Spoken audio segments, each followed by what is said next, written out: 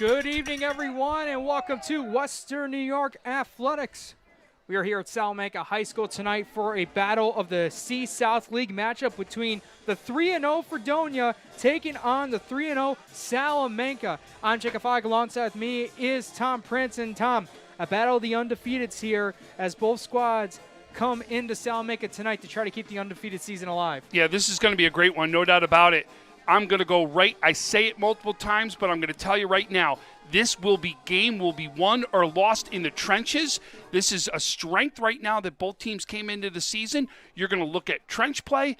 Will the quarterback for Fredonia, we all know him, right? We've talked about him multiple times. Will Nick Whitfield get enough time to be able to make his throws? Then as far as running the ball, will they be able to run the ball as far as rushing goes? When you talk about Fredonia, you're talking about three guys are going to run the ball. Lauder, Whitfield, and Davis. Can they run the ball? Will they get enough time? Same thing then goes for Salamanca. Salamanca is going to be led by the rushing attack of Jesse Stallman. Will Stallman get enough time to be able to do what he can in the run? But it's all going to be who's going to win in the trenches. Whoever does that is going to win this game. A summary so far for Fredonia throughout their first three games of the season. In week one, their opener for Fredonia, trying to figure out who they are. They had a couple of turnovers but held out strong. Had two big stands on their defense to help them get their first win of the season over Olean, 14-13. Offensively, the team got out to a slow start in week two, but then Fredonia's offense exploded in the second and third quarter, scoring 35 points in those two quarters. Ended the game scoring on touchdowns in 7 of their 8 total drives. They won decisively over Allegheny Limestone, 49-26. In that game, Fredonia's quarterback Nick Whitfield was on fire, having 339 all-purpose yards, 3 touchdowns in the air, and 3 on the ground. Whitfield would keep that action going in week 3 against Gowanda Pine Valley, winning 30-0, throwing for 2 touchdowns while his teammate Matt Lauder, the running back, also plays linebacker on the defensive side, had 2 touchdowns on the ground.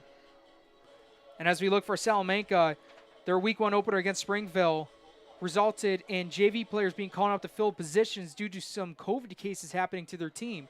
Head coach Chad Bartosik needed his team to know its identity as the team lost a lot of physical and good tackling seniors due to graduation. The new guys from JV stepped up to the roles on varsity. They were physical, they were good tacklers, and they won that game 36-8 in week 1. Week 2, they got an injured player back in Harley Hogue, who was injured in a 7-on-7 game during the summer to help the pass defense. Defensive line looked very strong, got into the backfield and made Southwestern's quarterback Aiden Kennedy uncomfortable in the pocket. Salamanca did hold on to a 1-point victory, 14-13 versus Southwestern. Then in week 3, senior quarterback Hayden Hogue could not play due to an injury. They had a backup that was still in COVID-19 quarantine, and their third stringer, Maddox Isaac, a freshman, had to go in for that game, and he was on fire. Threw for 3 touchdowns, over 200 yards passing, cruising by Allegheny Limestone 41-12. And then obviously in their week 4 game against Cassadaga Valley, Falconer, Maple Grove, that game was canceled due to one of the players on that Cassadaga Valley team having a positive COVID case. They ended up canceling the game.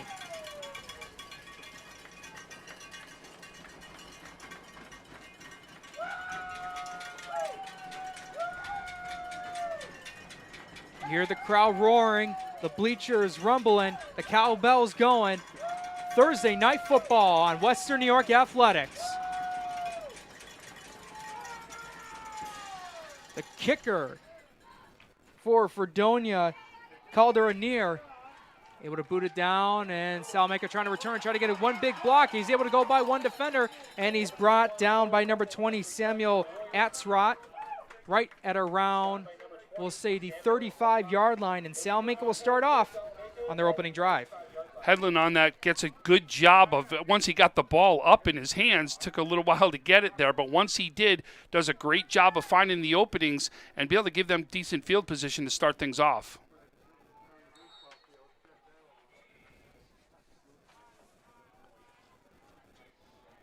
Salamanca taking a look at the play they're running. About a 3 wide receiver set, 2 running backs. Right by their quarterback, their senior quarterback, Hayden Hogue. Man motions the snap, the draw. Hogue trying to get over to the left side, using his blocking from the fullback and left guard. and gains about a yard on the carry. It looks like on the tackle there was number 68, Ismael Martinez, the senior defensive lineman. But again, big running game right here. This is where you're really going to see your line need to be able to give you the opportunity to get those yards. 2nd down and 8.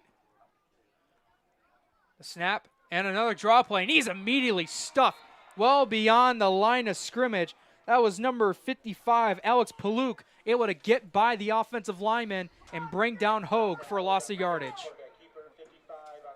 Almost looked like he wanted to hand that one off and then waited and then took off, but it looks like that Fredonia read that one really nicely to be able to get there. No, actually a loss of 2 on that one because they had a 2-yard gain on the first one. But this is what we talked about, right? If your defensive line is going to step up like this, all I can say is, wow, it could be a long day for a running game.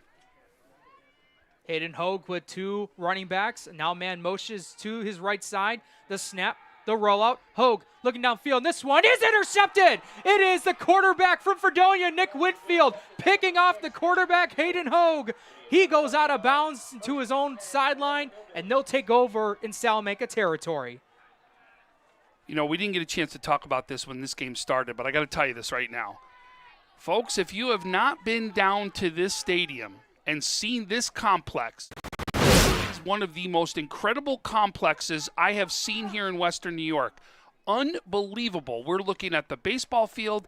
You actually see the light post light up here, and it is just amazing, and it lights up in their own colors. The field is gorgeous. We've got smaller, like for field hockey and lacrosse and all different things out here. It is amazing out here. A top-notch athletic facility down in the southern tier in Salamanca. Fredonia looking to respond. And with the first pass, it looked like that was actually attended to. Looks like that was to number 24, Devon McCall, and that went incomplete.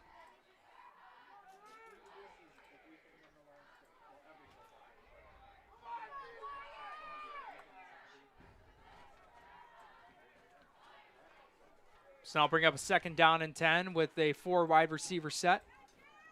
Here's a snap. 2 steps. Whitfield trying to look. He's going to quickly scramble. Able to get past the 30 and tackle down close to the 25-yard marker. They'll actually bring him down at the 26, a pickup of 8 yards.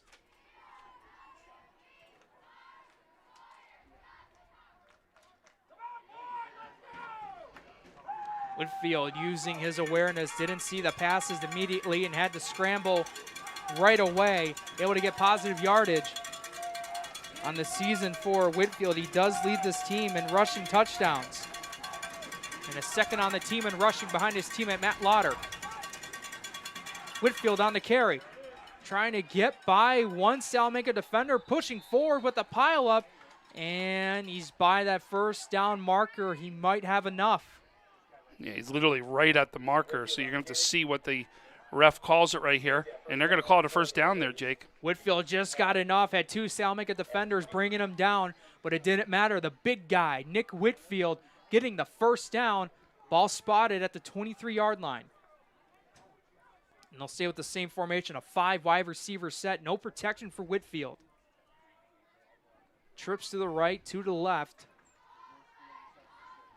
Here's a snap. 2 steps, feeling the pressure right away, trying to get by one defender. He's thrown down, and he tried to go into the vicinity of his wide receiver, Devon McCall, short and incomplete. That was Cody Shinners right there who comes in and makes that a tough play right there for Whitfield. But that's that defense, that's that line that we were going to be talking about. Comes up big right there. But Whitfield, a great job of getting it out of his hands and make sure that isn't a sack. Shinners leads the team in tackles with 20s, also tied for the team with 2 sacks. A Trench Trophy nominee in week 1, and you saw it right there, getting right by the left guard. 2nd down and 10. 4 wide receiver set, the snap. Trying to look to his left, feeling the pressure right away from Shinners. Now Whitfield would run, getting past the 20, the 15, the 10, and he's taking down right inside the 10-yard line. Looks like either the 9 or 8. A nice pickup of about 15 yards and a Fredonia 1st down. That's what makes Whitfield so tough is not only can he throw it and he's got a gun for an arm, he's got the ability to be able to run the ball and do exactly what he's doing right now to move this offense.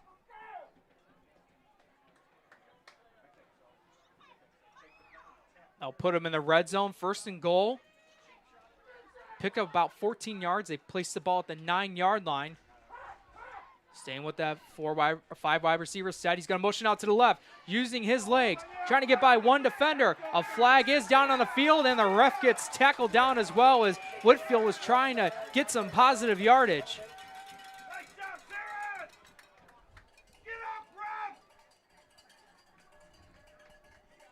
Definitely got some vocal parents right in front of us, no doubt about it. But it looks like the refs are talking, like Jake said, there's going to be a flag right there that's thrown. And it's going to be on the offense.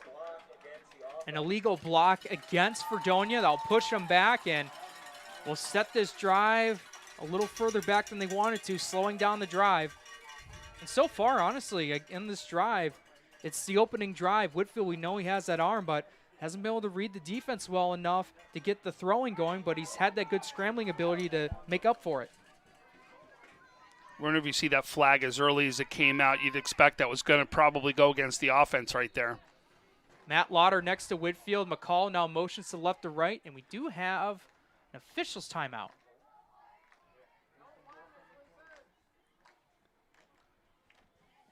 Wondering if they were trying to reset the clock. And now we resume action. So the ball spotted at the 19-yard line. Greg Sherlock barking out orders to Whitfield in the offense.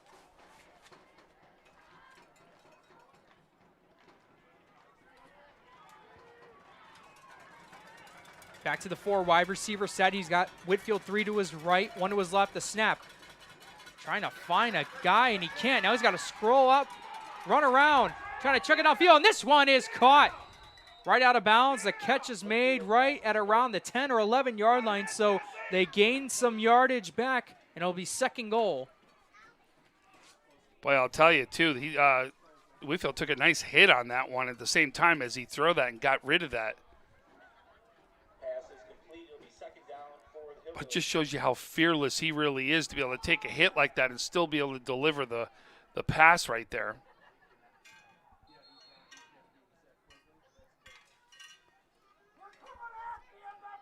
Look at Whitfield. You can see him. You see him holding. It's almost like he's trying to catch his breath.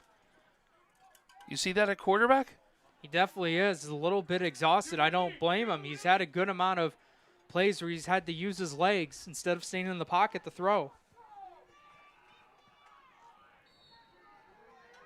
They'll go with the 4 wide receiver set. Lauder right next to Whitfield.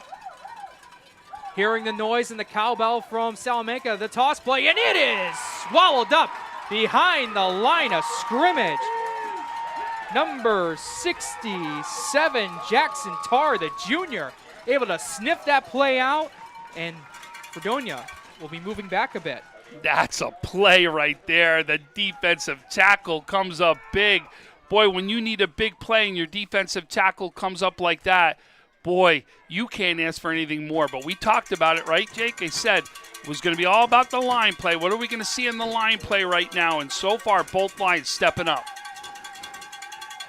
It's technically a 3rd and goal, but it's 17 yards to the end zone. Whitfield all by himself in the backfield. 5 wide receiver set. The snap, the deep throw downfield, and this one is incomplete. A nice thrown ball, but could not get the over-the-shoulder catch by number 24, Devon McCall, and that will bring up 4th down. Boy, he couldn't have thrown that any better. Over the shoulder, only he could catch that. Boy, that's something you want your wide receiver definitely to come up with right there. But you've got 4th and 17, so obviously they're going to go for this. But a big play right here and a big defensive stop that Salamanca's looking for right here.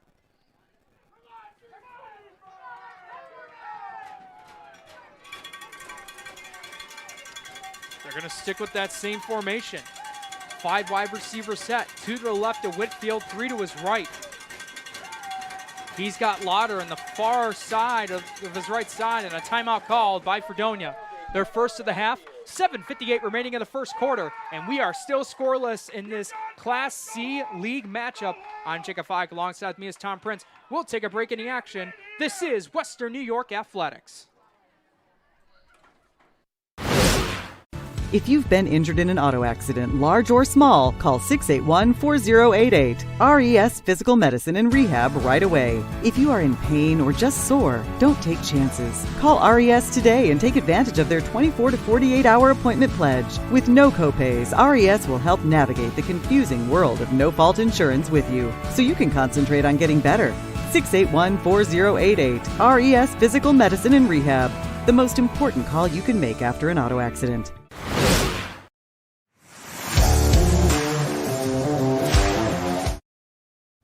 Call 835-WOLF. Remember, you call on the Wolf. That's all you had to say. Call today. When you're ready to buy a home, start with a visit to Howard Hanna. Welcome back, everyone, to Western New York Athletics. 4th and goal. Even though it's at the 17-yard line, this 1st and goal situation happened around the 9, but Salamanca's defense has pushed them back.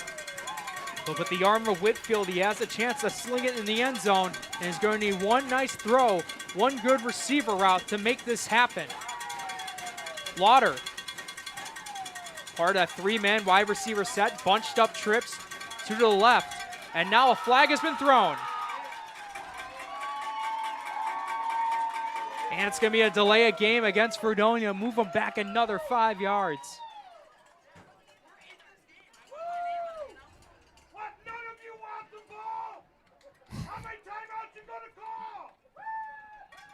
Boy, we really can hear him right now, I'll tell you that. They're going to stay with that same formation with the 5 wide receiver set. Whitfield, the snap. 4 steps, trying to look downfield. He's got a man open, and this one is caught. Touchdown! What a throw, and what a catch. Ethan Fry, the junior, able to make it happen for Fredonia. He has thrown that pass in the corner now perfectly twice. But, oh, and now you got a flag here thrown in right now. We'll see what the penalty marker's on, but You got to think that's going to be some sort of unsportsmanlike conduct penalty, personal foul penalty right here. As it comes in after the fact, we saw right there. But, you know, just to say, Whitfield, 4th and 22. And not gets the first down, but gets the touchdown right there. Wow, did he put that ball right where it needed to go. Perfect spot.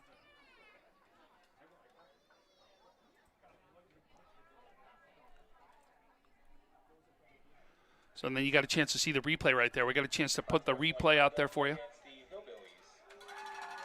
So the unsportsmanlike conduct penalty is on Fredonia. Assuming that'll be assessed towards the kickoff. Right now, the kicking team is out there for the extra point. No, are they going to move this back? I think they're going to move it back right here, Jake. They are. So they're definitely going to make this a tough extra point right now to make. Salvatore Tabone, the junior kicker, also punter, is going to have a lofty goal here for the extra point.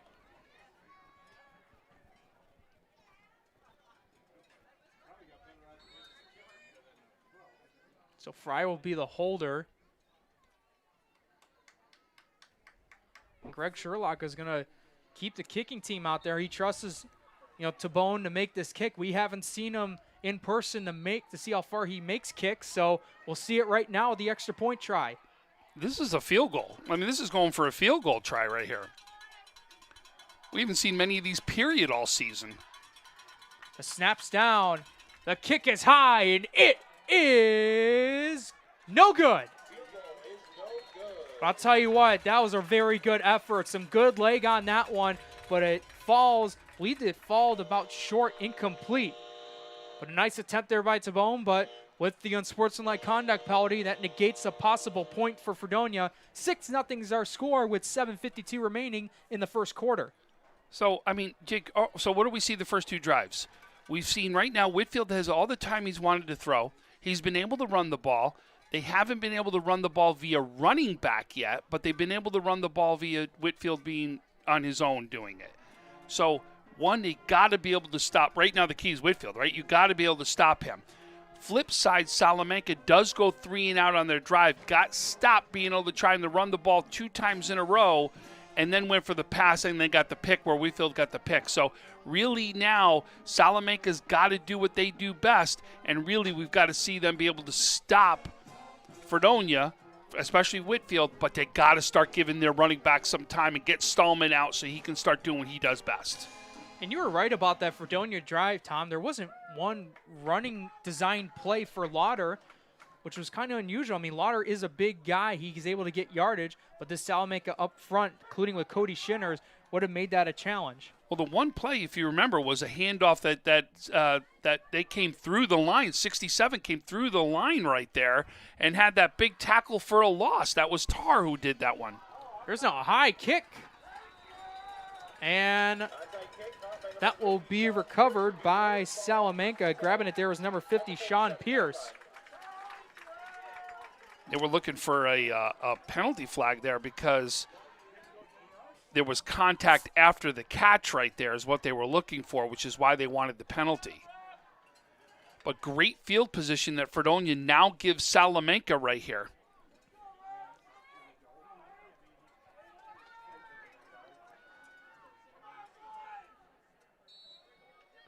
So put that ball right at Salamanca's own 47-yard line. Chad Bartosik going to signal out the play.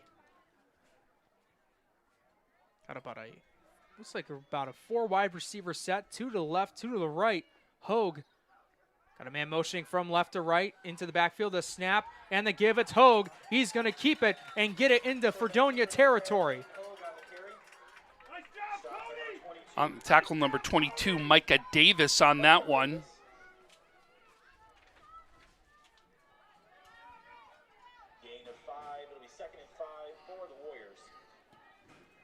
But this is one of their first good runs, right? You're talking about 5-yard run right there. You keep doing that, it's going to be a great day for you in your running game. 2nd down and 4. And motioning from right to left. Hogue, the fake toss, and he'll keep it. Getting it past the 40 and tackled down at around the 36-yard line. A pickup of 11 and another Salamanca first down. Wow, fake pitch. Did you see that, Jake? Fakes it out there, does a great job of cutting inside, but that was all Hogue right there as he makes it happen and moves the chains right now for Salamanca. Hogue, just like Whitfield, is using his legs to scramble and come up with some positive yardage for his offense. On that tackle was number 8, Ethan Fry also. Fry doing it on both ends of the field right now. Under center is Hogue. Man motioning from right to left, the snap and the give. Getting it past the 35 and taking down right around the 33, 34-yard line. Number 47, Jesse Stallman on the carry. It's exactly what Salamanca wants, right? 4 yards every time, and that's a win, right? You keep moving the ball. You keep taking time off the clock. You own the possession. They're doing what they do. This is Salamanca football right here. Stallman, the leading rusher on this ground attack for Salamanca. 415 yards heading into this game and 3 rushing touchdowns on the season already. Stallman in the backfield. Hogue under center.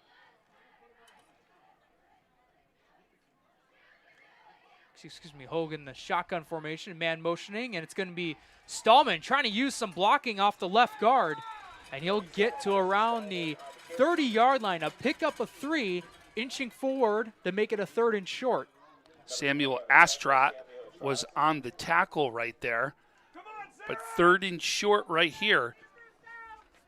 You saw great movement by the defense on Fredonia on that one. Did you see how they were moving along, really be able to switch spots and trying to see where that gap was going to be or what gap they were trying to run through? Looked like Fredonia was really, ready for which play it was going to happen. Big third down right here, but they are in fourth down territory where they can go for it on fourth down. So you would think there's 2 chances right here for them to get a first down right here, Jake. Looks like that's Hayden Hogue and Stallman, who's actually in the shotgun formation. Stallman trying to look for some blockers. A flag is on the play. He does rush to the right side towards Fredonia's sideline for a first down. Yeah, this is definitely going to be a hold. As he tried to make that turn, you saw the hold right there, so that is definitely going to come back. So this will be 10 yards from that hold, so he didn't even take the turn. So you see where the flag is right there. This is probably going to turn to be about a 12-yard penalty, Jake. So that was Joshua Allman helping out in the blocking to get Jesse Stallman some positive yards, but nonetheless, that play gets negated due to a penalty, and we'll push him back to Fredonia's 43-yard line.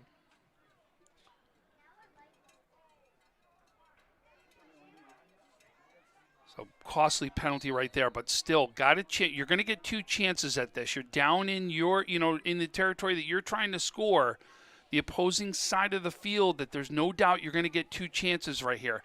Got to get a big chunk on this one. 3rd down and 17.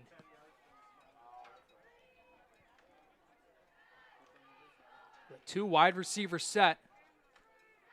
Man motioning from left to right. Hogue with the snap. Feeling the pressure right away. Getting past one defender. Has a man wide open downfield. And it is intercepted. A flag is on the play. And Ethan Fry had the pick. We'll see what the penalty's on. But wow. Either way, this is either a penalty on Salamanca or Fredonia. And this one's going to be interesting to where this flag is going to be in favor of. I don't know how this could be against Salamanca at this point. I got to think this is going to be some sort of passing interference against Fredonia because the receiver was ahead of them, right? And then caught up to them, and there was no contact by the receiver. That ball was a little bit thrown by Hayden Hogue, which led the receiver to try to come back on the ball. There was contact. But the refs are going to be discussing this.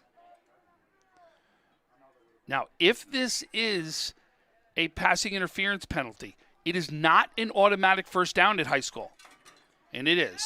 It's going to be on Fredonia. So no second interception for Hayden Hogue. Salamanca's offense stays alive on this drive.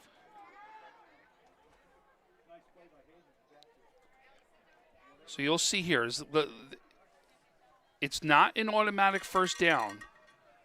They have to be able to get the yardage to be able to get that first down. So you can see this will be a yard to go right here, Jake. There's still going to be a 3rd and 1, but now you go, or 3rd and 2 it looks like. You're going to now be able to do the ground and pound here. But this is the spot you want to be in, right? This is where Salamanca wants to be, that short distance, be able to use that power run game that they have. Expect something to happen with Stallman right here. Yeah, right now Hayden Hogue is on the sidelines. He's not even out there, so Stallman will be in that formation. They've had Stallman used in Wildcat formations. They've also had him, Tom, on a pass play that resulted in a touchdown in one of their weeks earlier in the season. 3rd and 2. The snap and the penalty marker's down. And it's going to be a false start on the offense and move them back 5 yards. The penalties, the yellow towels are flying all over the place, and it's not even the end of the first quarter. And that was 3 penalty flags in a row, 3 different plays, right? We had the actual hold penalty, then the passing interference, now false start. 3 in a row right there. But still that short distance. You're going to see, I think that, as far as Salamanca's thinking, we're looking the same type of play that we just were thinking of running. So make this now 3rd down and 7. Here's the snap. Hogue back out there. Pass, and this one is caught by number 31, Cole Headland, their senior wide receiver, also plays defensive back for this team. And that will make it short of the first down marker. 4th and 1 coming up. On the tackle was number 1, Simon Davis, the senior defensive back right there for Fredonia. It looks like we're going to have an official's timeout.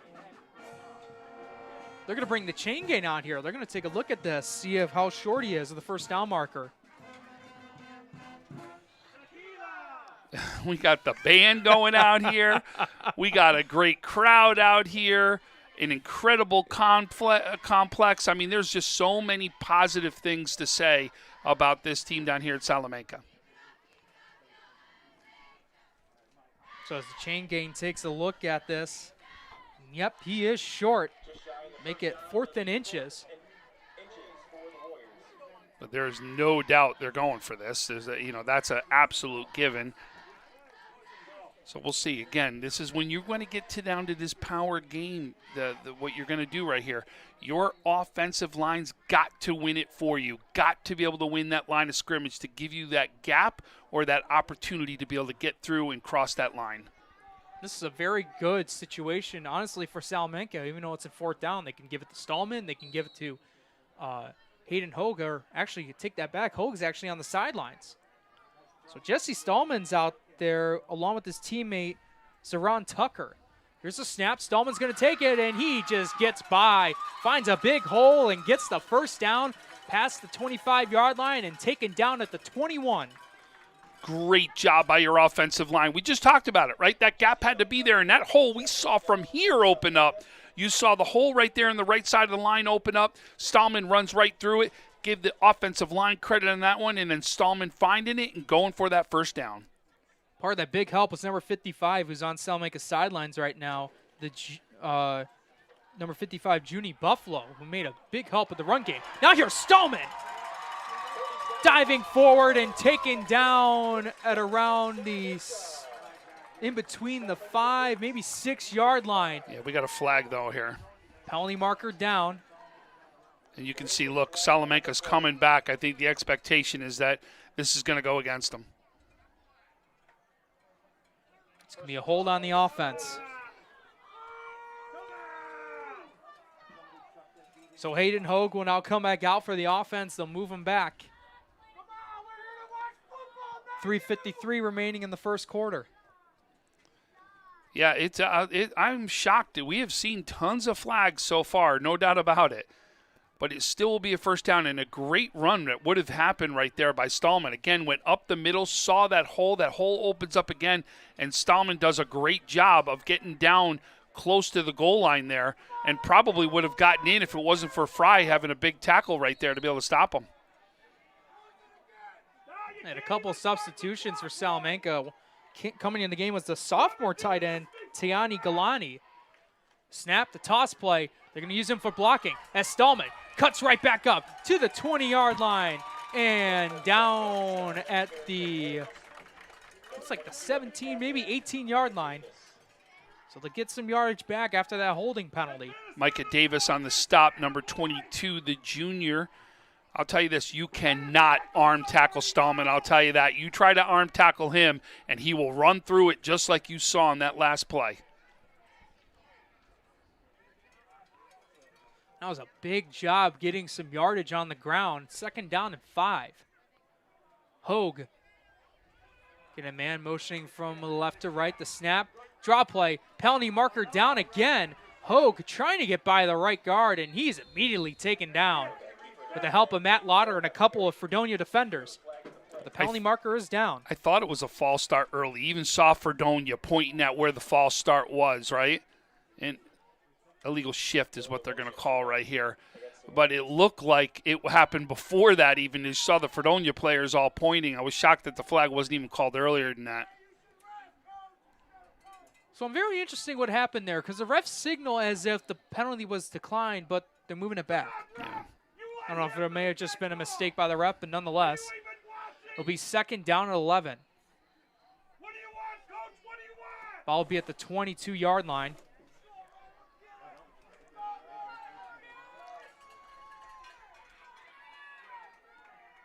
But, boy, the time that Salamanca has taken off the clock, right now they're doing what they do best, right? Keep running the ball, own the possession right now. They're doing a great job of owning that clock. keeping Fredonia off the field. And that's going to signal a timeout by Salamanca. They'll have 2 total timeouts left, along Fredonia. With 2:38 remaining in the first quarter, it's still 6-0 over Fredonia. We'll take a break in the action. This is Western New York Athletics. Does he do car? Forget about it. How about home? Forget about it. Does he get good rates? Forget about it. And you're saying there's no problem too big for this guy? Forget about it.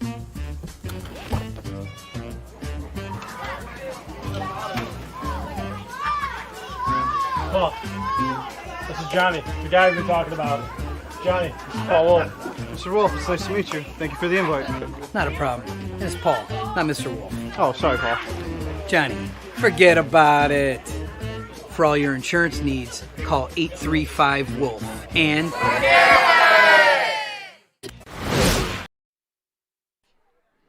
And we welcome you back, everyone, to Western New York Athletics. 2:38 remaining in the first quarter. Second down and about 11. Ball at the 22-yard line. With a 4 wide receiver set. Got a man motioning from right to left. The snap, the fake to Stallman. Getting some wide open turf and taken down inside the 5, right at around the 4-yard line. A big pickup, and it didn't matter about the penalties. It's a 1st and goal for Salamanca. We talked about it, how good of a running back he is before this game even started, and you saw it right there. Does a great job of getting it down now. Now again, open that gap. Watch Stallman go in. It's been him all this drive. He's done a phenomenal job. But I'm going to, again, Jake, you got to give the line credit right here. They've also been pivotal to allowing this to happen. A pickup of 18 yards. And Hogue under center. The snap. They'll give it to Stallman. Why not? As he tries to push forward, and he's into the end zone. Touchdown, Salamanca. Stallman getting his 4th touchdown on the ground this season. And the game's all knotted up at 6. So you can see that right there. There's the replay as he goes right in there. Great job by Stallman.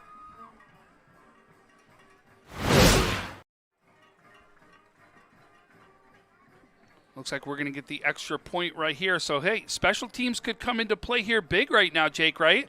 As both are doing their extra points, they're kicking them. Archer Newark, the sophomore, the kick's on the way, and it is good.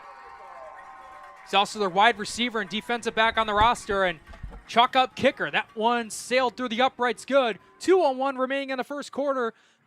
Salamanca up on Fredonia 7-6. We'll take a break in the action. You're listening to Western New York Athletics. When it's time to sell your home, start with a visit to howardhanna.com, ranked the #1 real estate site for sellers. A few clicks will show you the sales price you can expect for your home. We can get you the most money in the quickest amount of time because we know where the local buyers are and how to reach them. So if it's time to sell your home, visit howardhanna.com today, and we'll match you with a local Howard Hanna agent to sell your home fast. I love being home.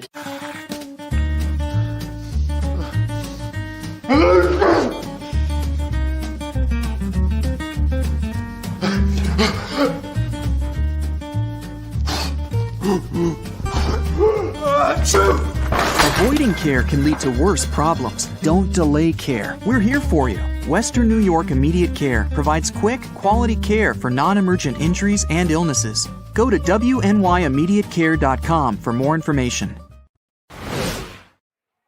We welcome you back, everyone, to Western New York Athletics. I'm Jacob Fogg on this broadcast. Alongside with me is Tom Prince, who going to try and do something different here towards the end of the first quarter. Going to try and interview some of the students in the student section here at Salamanca. We'll see if that will come to fruition or not. But right now, Newark for Salamanca boots it. And now the return man for Fredonia at the 25, getting to the 30 and around the 35. And that looks like where he stepped out of bounds, and that's where the ref will get him. Number 1 for Fredonia, Simon Davis, the senior. Able to get down to the 35, and with 1:57 left, we'll see what Fredonia does. Either maybe take some time heading to the second quarter or Could probably get some quick offense going here to maybe get some points back.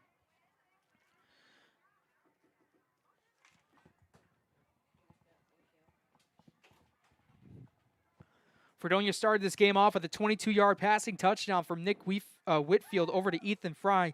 And then Salamanca responded with a touchdown on the ground by Jesse Stallman.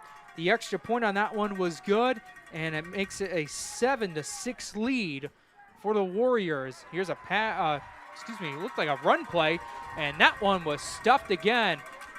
Did you see who it was on that one, Jake? 67, he does it again, right? Tar gets into the backfield again on a run that wasn't by Whitfield. Comes up big right there. Boy, they are sniffing the run out. So the question is right now, are you going to be able to stop Whitfield? Because he's been the only one who's really been able to do the offense today. Jackson Tar able to sniff that play out. It's a nice little pass play, a toss sweep, and Tar's been open every single time. No blocking.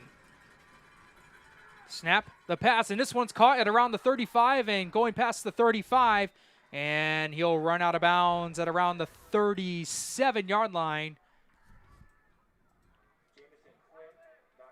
That's Jamison Quinn is who that is. So we had another 15 on ours. It's actually 13 right there, but that's who our number 13 is that we were looking for there.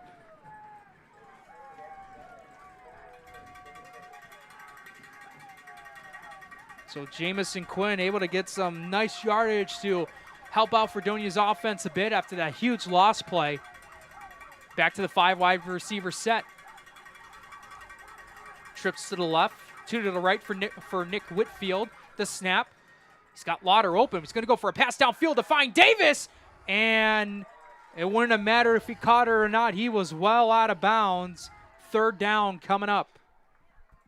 Is it 3rd down or 4th down coming up?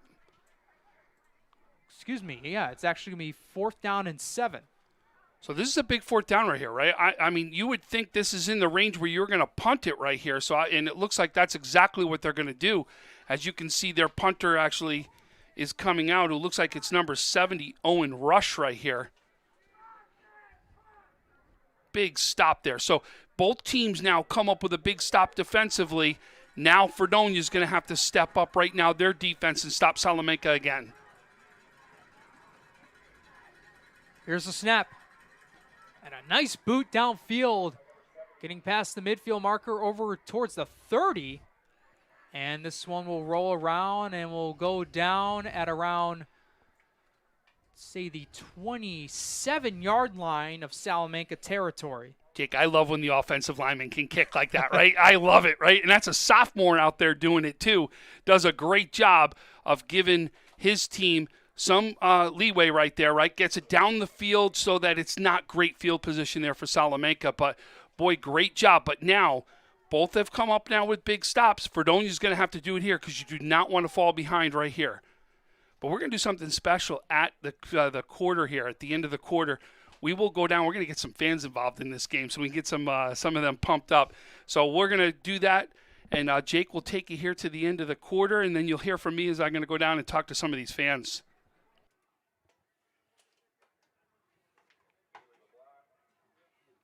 So we have a penalty on the play, too, on that punt return, a legal block against Salamanca. So that will now move the ball back to around, let's be inside Salamanca's own 20-yard line. In fact, maybe right on the 20-yard line. So Salamanca, even though they got 54 seconds remaining in the first quarter, probably just to try to get some plays off to end the first quarter. And they've done a good job with the running game. Jesse Stallman, along with Hayden Hogue, have done a phenomenal job with this run attack against Fredonia's defense.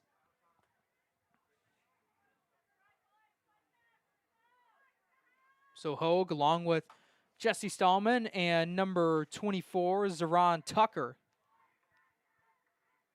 Stallman now motioning. Hogue taking a couple steps back. This one is deflected, and it's caught. Caught by number 74, Ian Quigley. But they lost yardage on the play, at least 2nd down.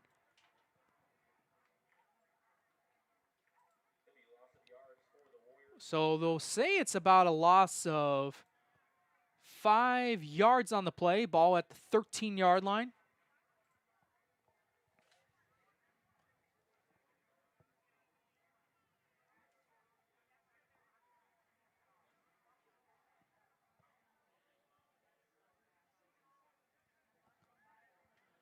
Clock's now going down to 10 seconds, 9, 8 seconds. And the snap's off, and it goes right through the hands of Hayden Hogue, and it pushes the offense back even more as the clock expires.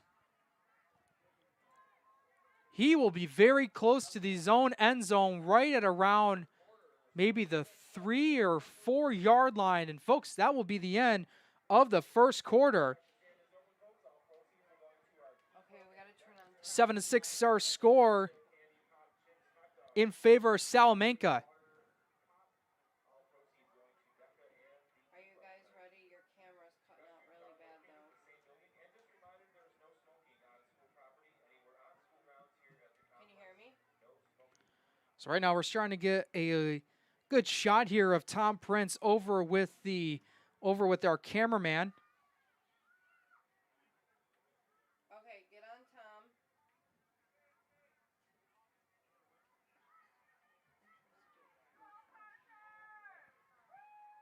Okay, we're ready. And now we'll send it over to Tom Prince. Student section right here. I want you guys to introduce yourselves. I'm Faith Long. I'm Madison Brown, and this is the. Let's hear it. Hey, listen, great game here for Fredonia, right? But you got some big things going on here at halftime. What are we going to see at halftime?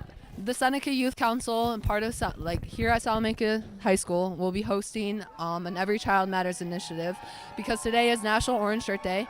I advise you to go search it up, what that means, and come back down here for halftime, and you will kind of hear a little bit of more of an explanation. And how it affects our community and like the meaning behind it and how like strong it is in our community. Yep.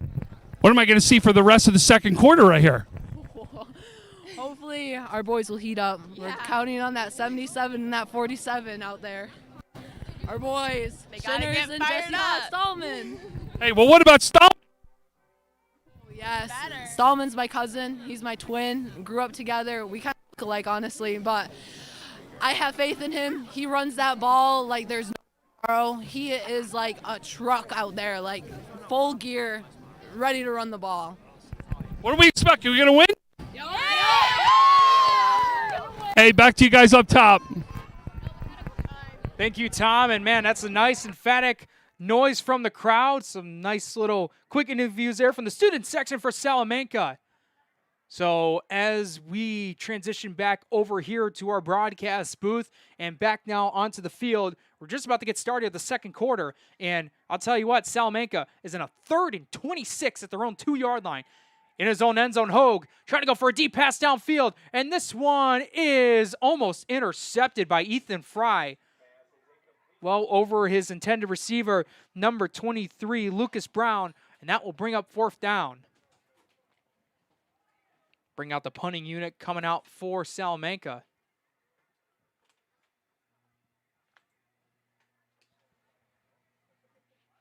Got Tom back over in the broadcast booth. And Tom, very good student section over there, getting nice and loud for this Thursday night football matchup. That was fun, and they were excited about it. They got a big thing going on here at halftime. She talked about it a little bit. So we're going to stay at halftime early on, and we're going to let them do their presentation so that they could really talk about this that means so much to them. So we had a penalty on the play. I believe it was on Salamanca, but the penalty was declined.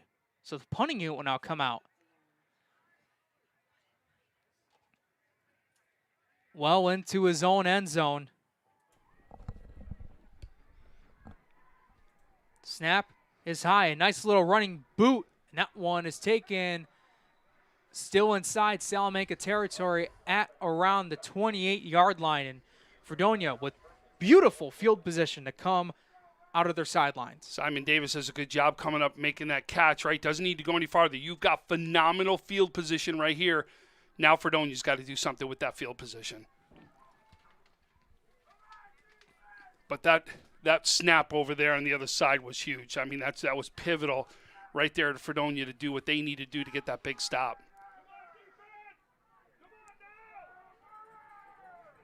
Fredonia only down by 1 point. Whitfield with the 4 wide receiver set. Lauder right next to him. The snap. A quick look to his left, and this one is caught by McCall at around the 25, and he will stay right around the 25-yard line, picking up a couple yards on the play. Lucas Brown on the stop right there does a great job. As you actually saw McCall really fighting to try to get those extra yards, but he really holds his ground, Brown, and makes sure he doesn't go any farther than where he was where he caught the ball. Still staying with the 4 wide receiver set. Trips now to the right of Whitfield, one to his left. The snap. Lauder using some blocking. It's McCall once again at around the 20, trying to dive forward for the first down marker. He's very close. We'll have to see from the line judge if he just had enough. It looked like that was Hogue on the tackle right there, too. He is very, very short. Maybe 3rd and inches. Refs are going to discuss it. Maybe get the chain gang out. Nope, it's going to be a first down. Fredonia just got enough. McCall dived forward just enough for the first down. They will now get into the red zone with 11:04 remaining in the first half. Moving the ball nice and going back to what worked in the first drive, right? Where you saw Whitfield do a great job with his arms, some big passes that went into the end zone, had some passes earlier. They're giving him enough time to be able to throw the ball. Ball's at the 18-yard line with the 4 wide receiver set. Whitfield faking to his right, now feeling the pressure, rolling out to his left, to the 15, to the 10, and he will get out of bounds inside the 10-yard line. Looks like they'll just have him right at the 10-yard line. Pickup of 8. Does a great job of stepping up in the gap right there, right? Found the hole, stepped up right there, and then when he saw the opening, he took off the rest of the way. But does a good job of reading the defense right there and finding that hole and being able to take it the rest of the way.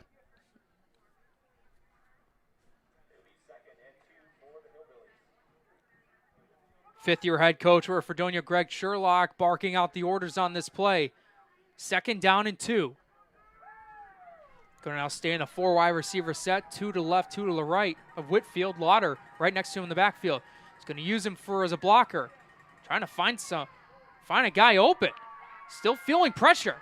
Able to shake off one defender. He's going to throw it, jump in the air, and this one is caught. Touchdown! It's Ethan Fry once again. And what a play by Nick Whitfield.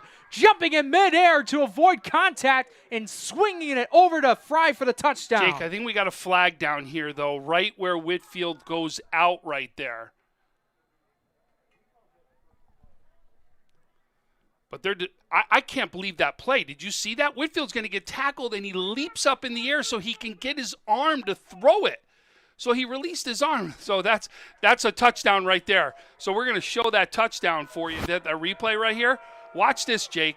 You're going to see him come down. He's about to get tackled, and it leaps in the air so he can get his arm enough to throw it. That is crazy right there. Wow. Whitfield does an amazing job right there. 2nd passing touchdown of the day. 2nd receiving touchdown from Ethan Fry. A nice tandem duo in this game. As you saw a penalty against Salamanca, and that's what's kept the touchdown alive. So right now it's 12-7. It'd be interesting if they want to go for an extra point or if they want to go for 2. Looks like the offense is out there for 2. Yeah, you see that happen a lot, right? A lot of teams will try to very quickly make it up, especially when you've got a good defensive team like Salamanca is. You don't know how many chances you're going to get to score, so you want to make sure that it stays 7 points and that you can still have a lead or be tied, actually. Well, the 4 wide receiver set. McCall faking the toss play. Whitfield trying to find a man open, and it is caught. The 2-point conversion is good to his running back, Matthew Lauder, able to swing out to an out route to the right side, and it's 14-7 Fredonia. Boy, Whitfield has just been phenomenal so far today. He really has. I mean, that they've got to have to figure out. One of the things we'll talk at halftime, we're going to do a chance to talk to these coaches, and the one thing you're going to have to talk to to coach right now is how do you stop Whitfield, because he's had way too much time to throw the ball today, and that's the one thing I'll tell you that they pride right now in Salamanca is that defense. How do you get to him and make sure he doesn't have the time he's had to be able to throw the ball? So with 10:24 remaining in the first half, Fredonia up on Salamanca 14-7. We'll stick here for a bit before the kickoff gets going. And one of the interesting games that happened for Salamanca was in excuse me, I have the wrong team right here. It was week 3 between Fredonia and Guanda Pine Valley. I mentioned earlier in this game how they won 30-0 in that game between Guanda Pine Valley, but towards that part of the second half, we saw that Guanda Pine Valley did not actually make it out to the second half, and there was a bit of confusion as to what happened until Guanda Pine Valley went on to Twitter and said that they only came into game with 16 players, which is the minimum for a football team to be dressed. 2 were actually hurt in that football game during the first half, and for safety purposes, this team decided just to end it right there.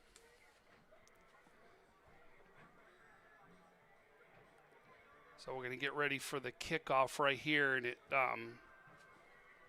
so it looks like that penalty is going to be assessed here on the kickoff.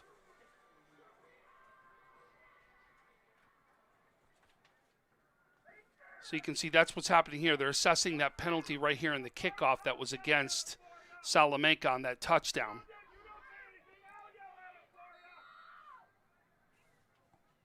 There's now Salvatore Tabone with the boot. A little bit of an onside kick. Trying to dive for it, and Fredonia believes they have it. And they do. Wow. Wow, and you can see right there.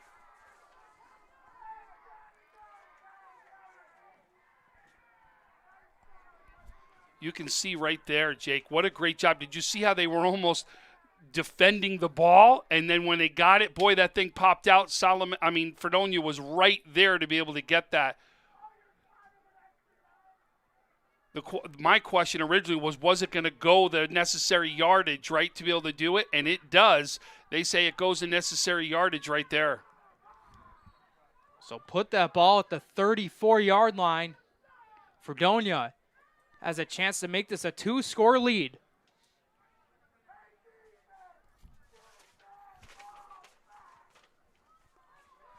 And you know this is going to stay in Whitfield's hands, right? This is where it's been so far. But, boy, what a C matchup we have here on Thursday night. This is absolutely how you want to kick things off. The 5 wide receiver set, and it's been halted due to a penalty.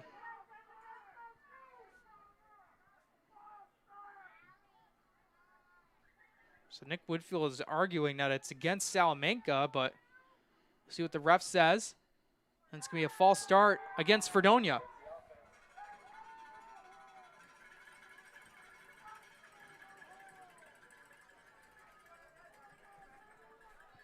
Ball will now be spotted at the 39-yard line in Salamanca's territory.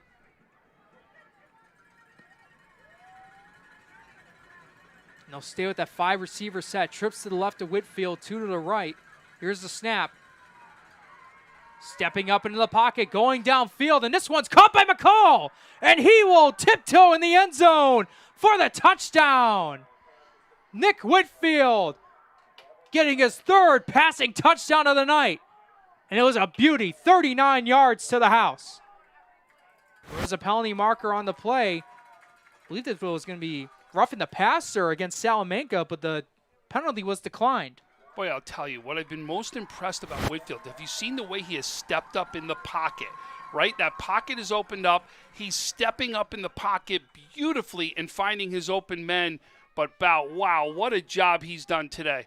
So, no, I don't think this is against Fredonia. This touchdown is no good right here. This is against Fredonia, this penalty. Very interesting call, as Whitfield was hit low when he was trying to throw the pass. So it was a chop block is what it was. So it was the block that was low that may have caused them to go in there, but that's what it was. So it was a Low block there by Fredonia, which is why the penalty gets assessed. So we do not have a touchdown right here, even though we saw a fantastic play right there by Whitfield. So negate the touchdown. It's still 14-7. Have about 10-15 remaining in the first half. The ball's back in Fredonia territory at their own 46. 1st and 30.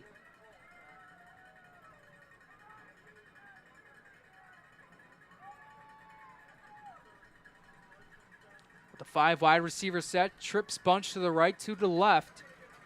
Here's the snap, and Whitfield is going to quickly scramble out, find a man downfield. It's McCall once again, and this one is caught inside the 20, and he'll try to dive for the end zone, but he is taken down at around the 4-yard line. That's where the ref will spot him at.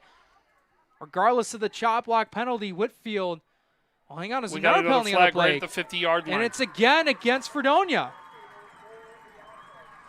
2 monstrous plays by Nick Whitfield have been negated due to penalties.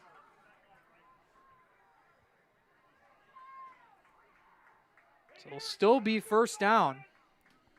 You know, but I'll tell you, he had what? 4th and 22 on the first drive, takes it in for a touchdown, right?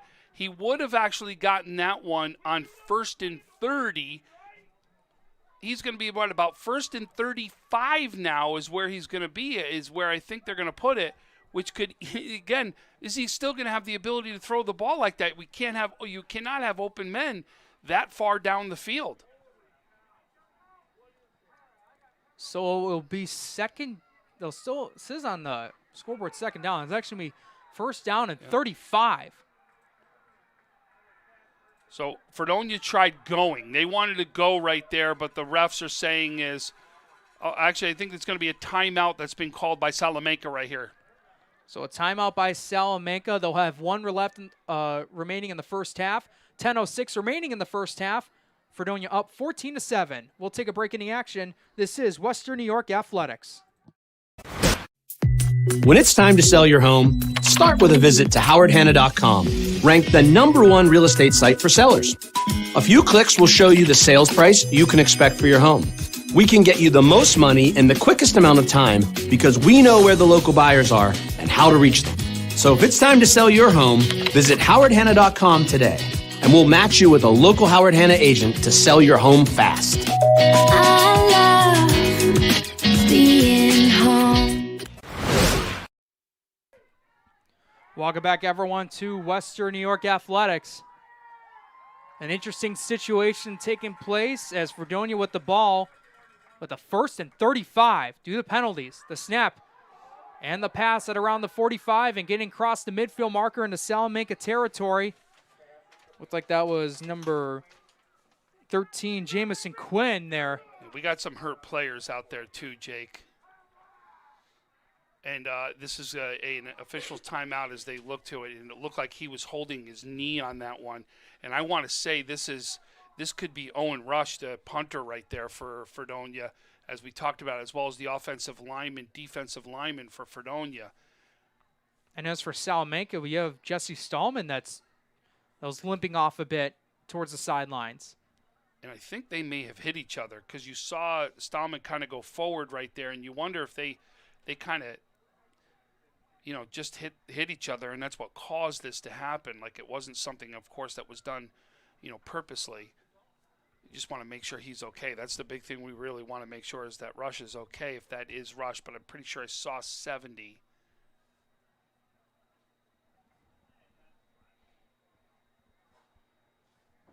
So the clock stops at 9 minutes and 55 seconds. As a Fredonia player is being attended to by the training staff. So Jake, I mean, really, if we talk about as we move along in this game, and it's great to see him up, and it looks like it is 70, right? So that would be that is absolutely Rush right there. So you gotta hope he's okay, because like I said, he's their punter. He does a couple other roles. Plus, he's the defensive lineman for Fredonia. But really, right now, Salamanca's got to figure out how do we stop the pass. That's huge. And both teams need to say is how do we clean up the flags? because the flags have been huge and momentum killers and also cost a lot of points on the board for both teams, right, as far as what's going on. That pass over to Jamison Quinn picked up 11 yards. So it'll be 2nd down and 24. They'll stay with the 5 wide receiver set. The snap. Feeling the pressure, standing up in the pocket, and this one's caught wide open. It's McCall at around the 22-yard line, getting past the 20, and the penalty marker's down. That was a hit right there, as it looked like it was a defenseless receiver, and that's where that is going to come into play. But McCall has been phenomenal receiving the ball. He has been finding himself wide open today. So that gives him enough yardage for the 1st down, but that penalty against Salamanca will give him even more. I mean, you saw what the ref was right on it right there. And you can see, you can hear the fans don't like this one, I'll tell you that. So they initiated the foul at the, I want to say the 19-yard line. So we'll see where this ball is going to be spotted. Refs walking along the left hash, and they'll put it right at the 9. It should be the half the distance to the goal is what it is. Yep, they'll place it around, looks like the 9 or 10, 9-yard line. So 1st and goal. Whitfield, pass. This one's caught. And met up right away. Nice catch over there by number 11, Brandon Ronsky. And Hogue right there was on the tackle right there for the hit to make sure he didn't get any more yards. So really it was a no gain on the play right there. So they actually lost yardage on the play. So 2nd and goal at the 10. Zone motion, 3 guys to the left, 1 to the right, 4 wide receiver set. Lauder still hasn't taken 1 carry yet in this game. Whitfield feeling the pressure right away. Now he's going to scramble out of the pocket, trying to find an open man downfield, and trying to catch it one-handed was McCall. Incomplete. Great sportsmanship out there, right? You saw it between 23, Lucas Brown, and the quarterback right there of Whitfield. You really saw both of them. I love that when you see it. Hey, you knocked him down, but hey, I'm going to help you back up. Tap on the helmet. Just great sportsmanship right there. I love seeing that in a high school game. You heard the same train noise as you would hear from the Buffalo Bills games on 3rd down at Highmark Stadium. 3rd and goal. 4 wide receivers set. Lauder in the backfield. The snap. Whitfield feeling a pressure right away again. And around the 34-yard line, breaking a couple of tackles, chucking it downfield, and it's wide open! Touchdown, Fredonia! But there is a penalty marker down. Wow. Unbelievable what this kid's done today. Whitfield has been amazing out here on the field. It looks like it's a Fredonia player who's down over there on the sideline. And that's going against Fredonia, isn't it? Simon Davis looked like the one that caught it for the touchdown. You did say there was a Fredonia player down there. So it was a great play. We did re-show it again. It doesn't look like it's going to hold up. So didn't see what the initial penalty call was on the ref, but nonetheless, it pushes them back. And they're going way back. Well, remember, my guess it was probably a hold, right, that you saw there. Remember, the hold is, the penalty is 10 yards from where the hold took place. And you saw how far he went back. So that's the reason why the penalty, there's so much assessed to it. But, I mean, Whitfield, what he's done, I am just floored watching some of the things that he's done today. Athletically, to be able to get openings, to be able to get the playoff, to be able to get a touchdown the way he would have, again, taken back. But, boy, Jake, Fredonia's got to clean up these flags. They really do. I mean, they've cost themselves 3-4 touchdowns on this drive alone. Whitfield could have 5 passing touchdowns on a night if it wasn't for penalties. The guy that was down on the field for Fredonia was number 67, Juan Mendez, who was able to walk off towards the sidelines. And a timeout called by Fredonia.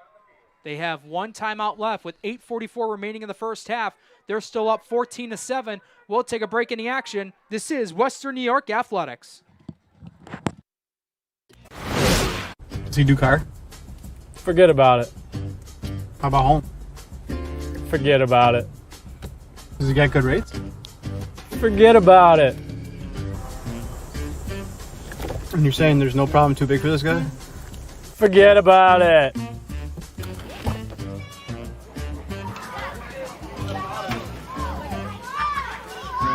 Paul, this is Johnny, the guy we've been talking about.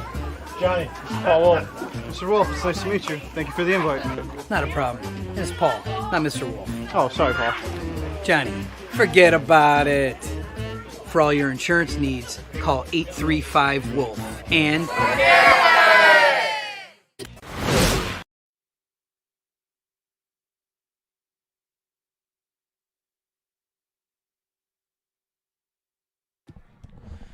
Welcome back, everyone, to Western New York Athletics. It's technically a 3rd and goal, but it's at the 40-yard line of Salamanca territory. They do everything here. The lighting even changes at timeouts and breaks, and they do the scoreboard. It is amazing down here. I'm going to tell you right now, you want to see a football game, this is a place to come watch one. Here's the snap. Whitfield trying to go deep downfield, has Davis, double coverage, and it is incomplete. The penalties have come back to haunt Fredonia's defense, and the punting unit will come out. I'll tell you, I was looking at a flag on that one to see if they were going to throw one. I mean, they've thrown so many flags today, you start to wonder if any sort of conflict, any sort of contact is going to get a flag. But boy, and I tell you too, with all the passing, Jake, is every time there's an incomplete pass, the time stops. You can see this has been a long first half right here, just because of all the different passing that's going there, and yet in all the penalties that we've had too. So Owen Rush comes out the punt. High arcing punt, and a fair catch made. And they'll put it at the 5-yard line. A 35-yard punt pins Salamanca deep in their own territory. Hey, great to see Rush is okay right there, too. Looks like he's got a little hobble as he goes off the field, but great to see that he's back and be able to do his duties out there to punt. Great job there by Rush. So Salamanca's got to do something here. They're pinned down in their territory right here. You do not want to give Fredonia good field position again. Got to make sure you have one of those drives to eat up that clock right now. Give your defense a rest.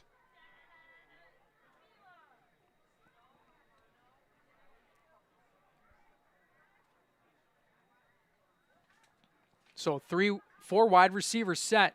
The snap and the give.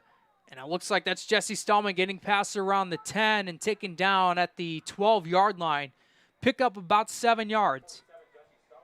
Big job, right? That's what you want from your big player right there, to give yourself some room right now. Now give yourselves a short second down.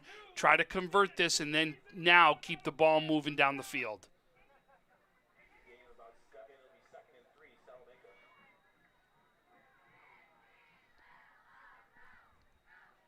They stay with that 4 wide receiver set. Trips to the left, right.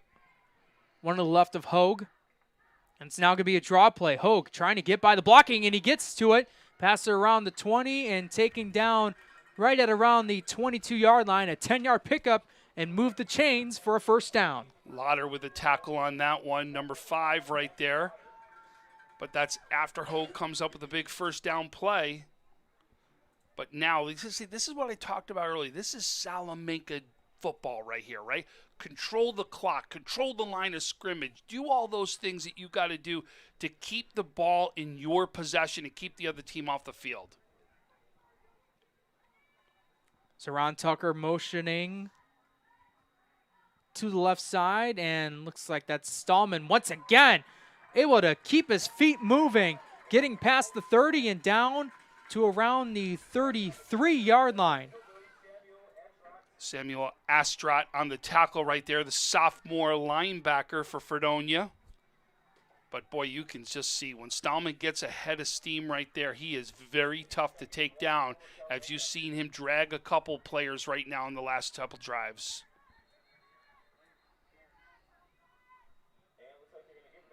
And initially, the chain gain had it short of the first down marker, but the ref said give it to him. He had enough. So it's another Salamanca first down.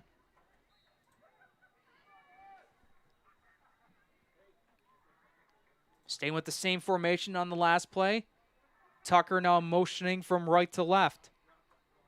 The snap and the carry is going to be the Stallman, and he is immediately swallowed up behind the line of scrimmage. Number 55 for Fredonia, Alex Paluk, able to get the one-on-one tackling to bring down the big guy in Stallman. Does a great job. You can just see as Stallman comes around, and he's just waiting for him right there and does a big tackle right there for a loss. But again, that clock keeps ticking right now as Salamanca has been controlling right now the ball great on this drive. This is exactly what Salamanca needed to be able to give that defense some rest. A loss of 5 yards, making a 2nd and long.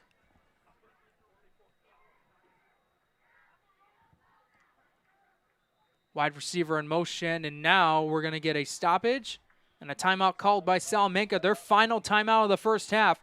Stops the clock at 5 minutes and 47 seconds, so we'll take another break in the action. You're listening to Western New York Athletics. Paul Wolf Agency, how can I help? I got a problem. I got a big problem. The house flooded overnight, everything's destroyed, and I don't know what to do. You can relax. The wolf is on his way. What's the damage? It's bad. As opposed to good? It's 20 minutes away. I'll be there in 10.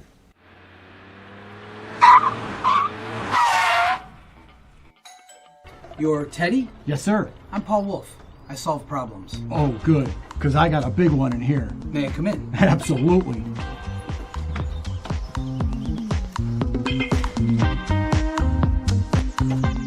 Mr. Wolf, can I get you a cup of coffee?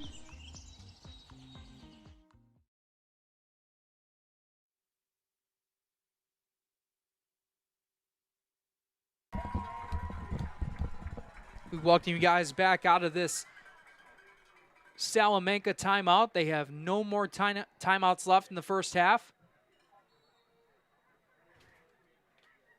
2nd down and 15 at their own 28-yard line. Here's the snap. Hogue rolling out to his right a bit, trying to feel the pressure, and he is sacked. And it's once more number 55, Alex Paluk. Jackson Tarr, Salamanca's done great getting into the backfield. And as for Fredonia, their own defender, Alex Paluk, doing the same as well, getting a much-needed sack to push his offense back. He really has been huge, has he not? Especially in this drive alone, he's been big.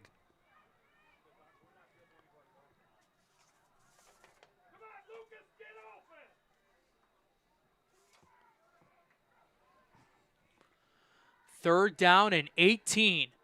Hogue, Paluk trying to get by but couldn't. Here's a pass downfield, and this one is caught by Headland into Fredonia territory and taken down at around the 25-yard line. A huge gain, and Hayden Hogue showing off his arm strength. Wow, what a pass, threw it right in, and what a great play. We're going to watch this one again. Look at this. What a great play right there. As you see, we just caught the end of it. We apologize right there. But what a great catch, as Davis was right on him, too. Great catch right there by Headland. Just what a game this has been, right? It really has been. And now Salamanca trying to drive and tie this one up. Boy, I'll tell you, we could be going into halftime with a tie score here, but we got a game.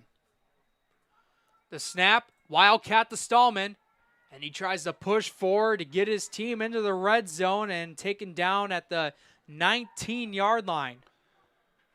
It looked like, again, it was Lauder as well as Pollock on the tackle right there, as you just see Stallman doing everything he can, right, just to carry as many people as he can towards that first down marker.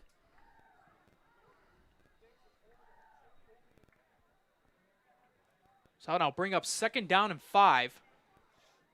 Hogue's back in under center right there.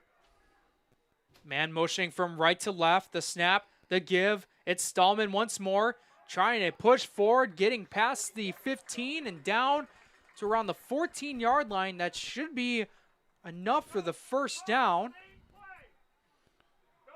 That's the yard line he had to get to for the first down. Right now, he's just a bit short, and no. So it'll be 3rd and short, and now a sneak play, trying to get towards the first down marker, and he gets it.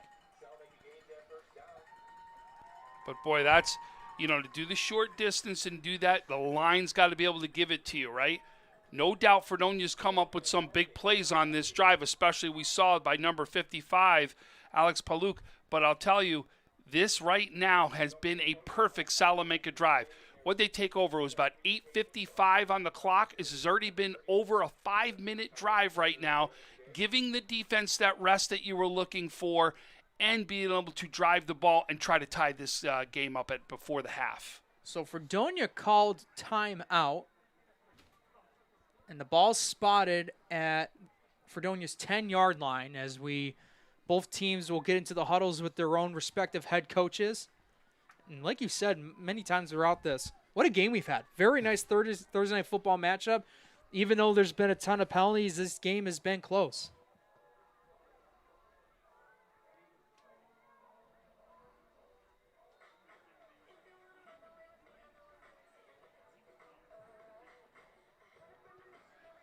So, and we're at halftime. We're going to try to get some of the coaches' interviews, too, at halftime, too, so we could let you know what's working well, what do they got to do for the second half. We're also going to have a presentation at halftime that we're going to get a chance to do, so we got a lot of things going on still at halftime, plus we got Jake's and I halftime show. Here's the snap. The give is the Stallman. Staying on his feet, being pushed forward, penalty marker down, and taken down at around the 6-7 yard line, right around there, but a penalty marker is down.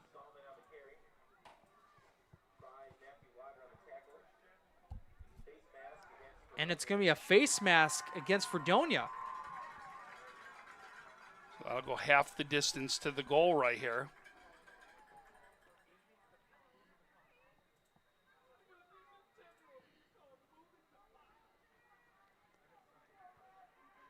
So we'll see what this ball gets moved towards, and inside the 5, looks like around the 4, maybe 3 yard line, right around there.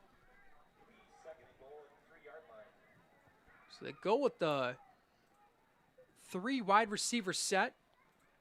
Man motioning from right to left, the snap, and Hayden Hogue going to go for the draw play. He's immediately stuffed and brought down, and a big job on number 58, Matt Clash, the junior, was able to get the Hogue first, and he was brought down by a couple more Fredonia defenders.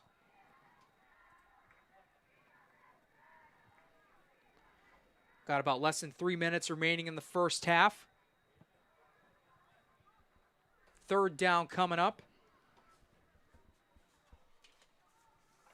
Fredonia trying to make that big stop right here.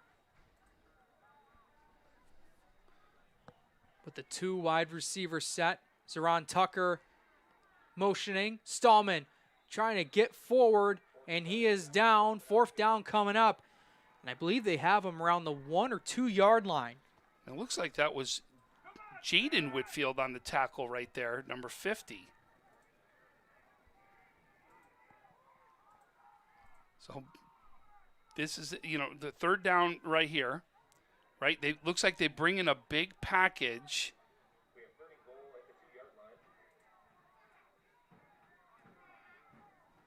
And it looks like they're going to go back to that wildcat where it's going to be a direct snap right here.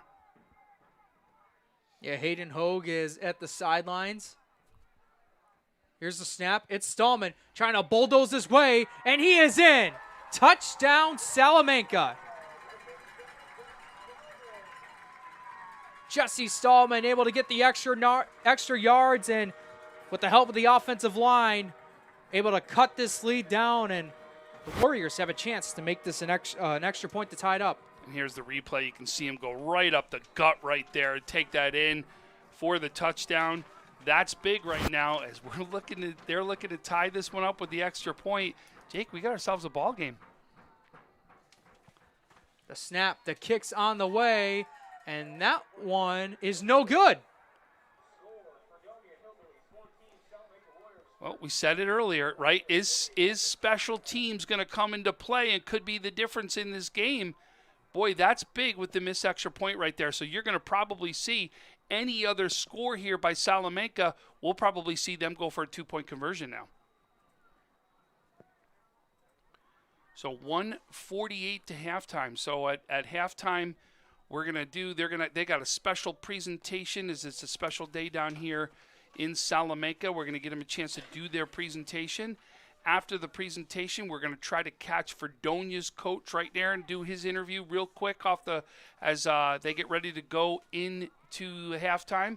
Then they're going to come out of halftime. We'll get Salamanca's coach in his interview, and then in between that, it'll be Jake and I for our halftime show. And then, of course, the second half. Should be a very fun one. Lots to talk about in this game, especially with the big key so far with the run game. You've had amazing run game on Salamanca's side with Jesse Stallman, Hayden Hogue, and a nice run game actually as well for Fredonia with Nick Whitfield scrambling out of the pocket and seeing his arm, making some amazing plays down the field, making some big throws. But also a big part, I hate to say, where are the penalties? Have been a crucial part of this game. On both sides, too. Definitely both sides of the ball. So here's now the boot. Squib kick to around the 22-yard line. It's like that Simon Davis as the ball carrier getting around the 35. Down the midfield. Now the 45-40. Being chased by one man, the 20, the 10, the 5. And he will score. Touchdown, Fredonia. With 93 seconds left to go in the first half, they answer right away. Simon Davis says, I got that answer right there for you. Wow, as he finds the gaps. And he really went side to side real well to be able to find the hole that he was looking for. Found it and took it the rest of the way to the distance to a touchdown. Unbelievable right there as Fredonia answers that quick right now to get the lead before halftime. That was about a 78-yard kick return for a touchdown by Fredonia. Simon Davis coming up big. Simon, I know him very much from the baseball field. He could do it on there, and he's doing it on the football field now. Snaps down, the kick is on the way, and this one is good. And just like that, Fredonia responds right away with a 78-yard kick return for a touchdown by Simon Davis. The extra point by Salvatore Tabone is good. 21-13 is our score. Wow, I mean, what an answer. You can't ask for anything better than that when you're Fredonia right now. It says, boy, what did we say? Special teams could be the difference, right? We've been saying that how much. Now you had the missed extra point for Fredonia. They come back, get the 2-point conversion to make up for it, and now special teams gets a return right here. Boy, their special teams has been solid today. So 1:33 left right now inside this half. We've got an 8-point game, so you're going to see, like I said, is if Salamanca can go and score, we can expect to see a 2-point conversion try.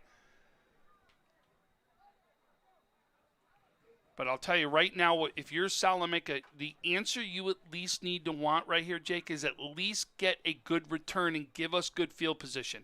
A minute 33 is still plenty of time to still do something and try to put points up on the board. And remember, every time you get a first down, you at least get a stoppage of the clock to move the chains. So you got time to be able to make plays and send plays in as each first down happens. So there's a lot of things that are still positive and still a lot of time for Salamanca to make that answer. And we also saw a couple of times in the passing game the arm that Hayden Hogue has, which had a big pass play on their previous drive that led to their second score. Yeah, that was a great to Headland right there that did awesome. So a high kick, and this will be returned to around the 34-yard line, staying in Salamanca territory. Number 25, Jason McGraw, as the return man. So you go 1:30 left right now inside this half.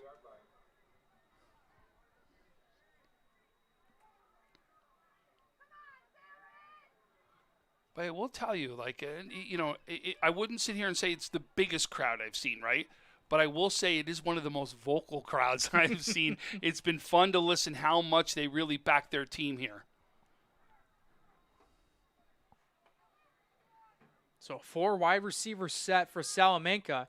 Stallman motioning, rolling out with a pass, and this one's caught by Brown and taken past the 45 and down at around the 47-yard line. A big, quick first down by Salamanca. And this is what we talked about. Clock stops.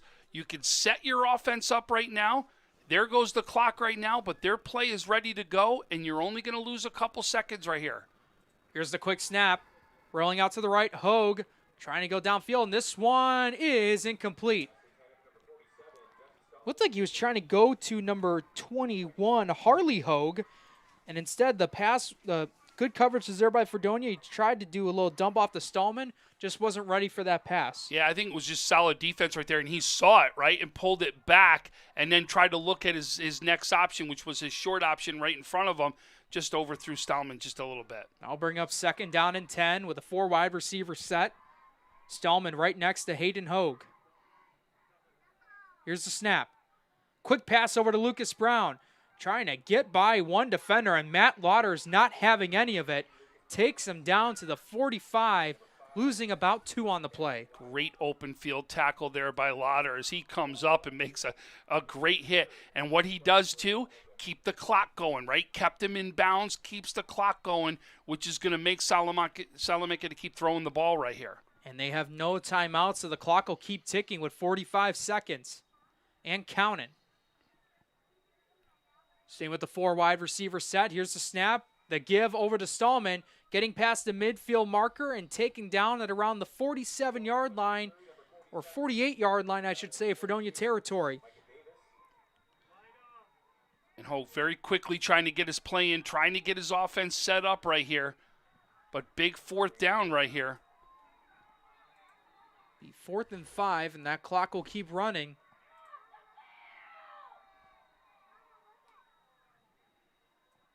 And right now, the clock stops at 29 seconds. Referees right now are calling together. This is a referee timeout is what it is.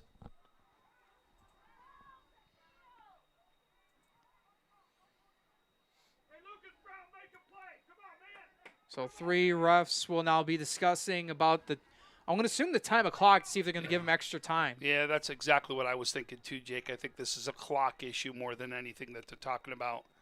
And you can see them keep looking at the scoreboard as they're having their conversation right there.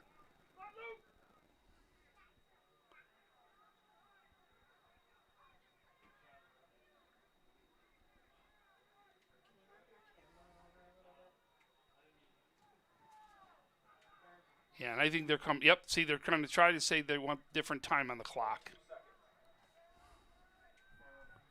And it looks like they're going to add about, they're take actually time going to off. lose time off. So 22 seconds. I thought they maybe would have added a couple more seconds, make it 32 seconds, but it's actually 22. Now the clock's running. Hayden Hogue, quick slant pass. This one's caught by Harley Hogue for a first down. I'll stop the clock with 16 seconds.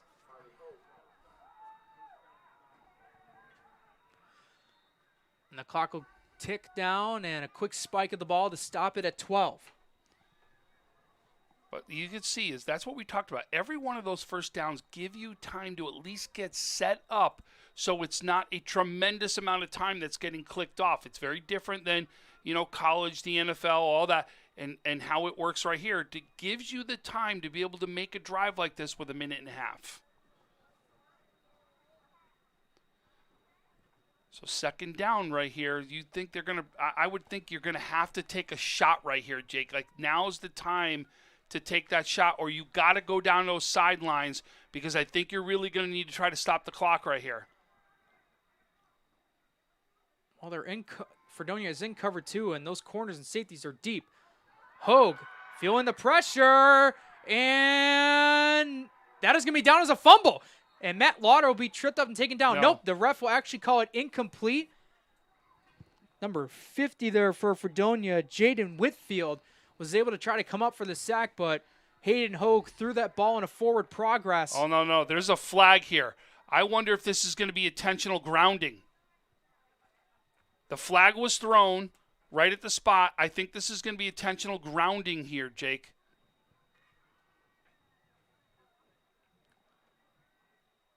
Yep. Called it, Tom. Intentional grounding on the play, and that might just have killed this drive for Salamanca to try to get some points back.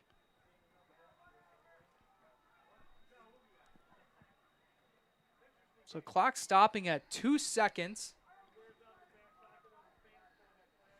And they'll put that ball at the 45-yard line.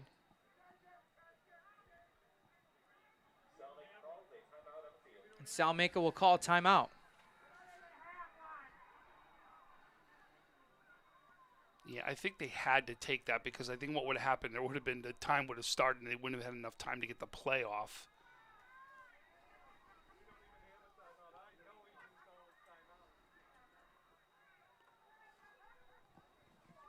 So, boy, 2 seconds left in this one. You know they're going to take a shot right here, right? This will be a shot. We've already seen some shots by both teams right here. So this is really going to be, you know, do we have a little more fireworks here at the end of half? So this will make it a 2nd down and 17. Salamanca had a timeout.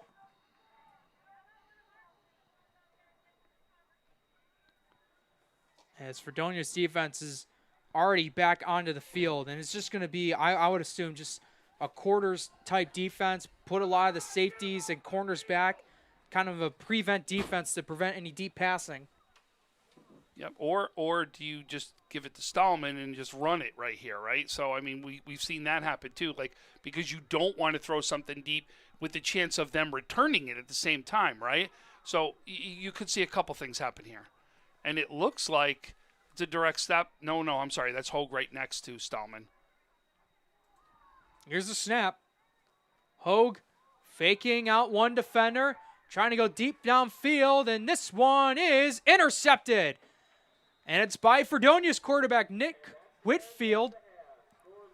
That's his second one of the game right there, Jake. The first drive he did one right there. Well, hang on a second. Whitfield looked like he was a bit slow to get up. Oh, now he gets attended to by a couple of his teammates. Whitfield, 2 interceptions on the night, 4 on the season for him, and that, folks, will be the end of the first half. Fredonia up 21-13.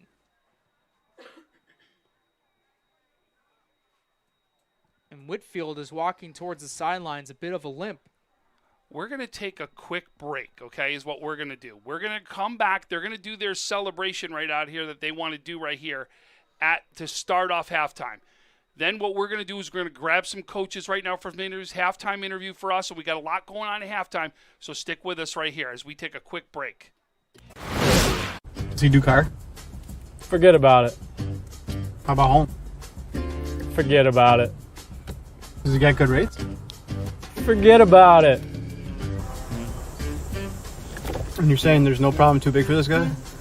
Forget about it.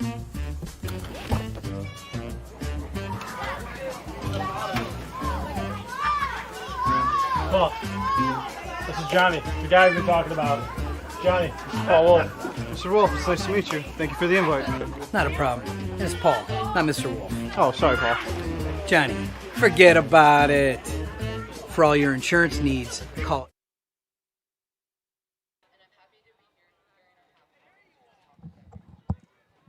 Salamanca High School is the only public school located on a Native American reservation.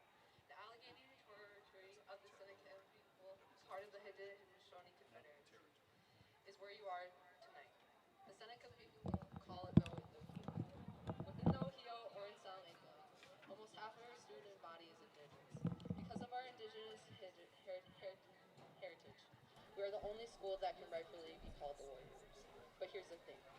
There is this gap between perception and reality about what a warrior is. Some hear warriors and they think this fierce people who fought in the French and Indian War.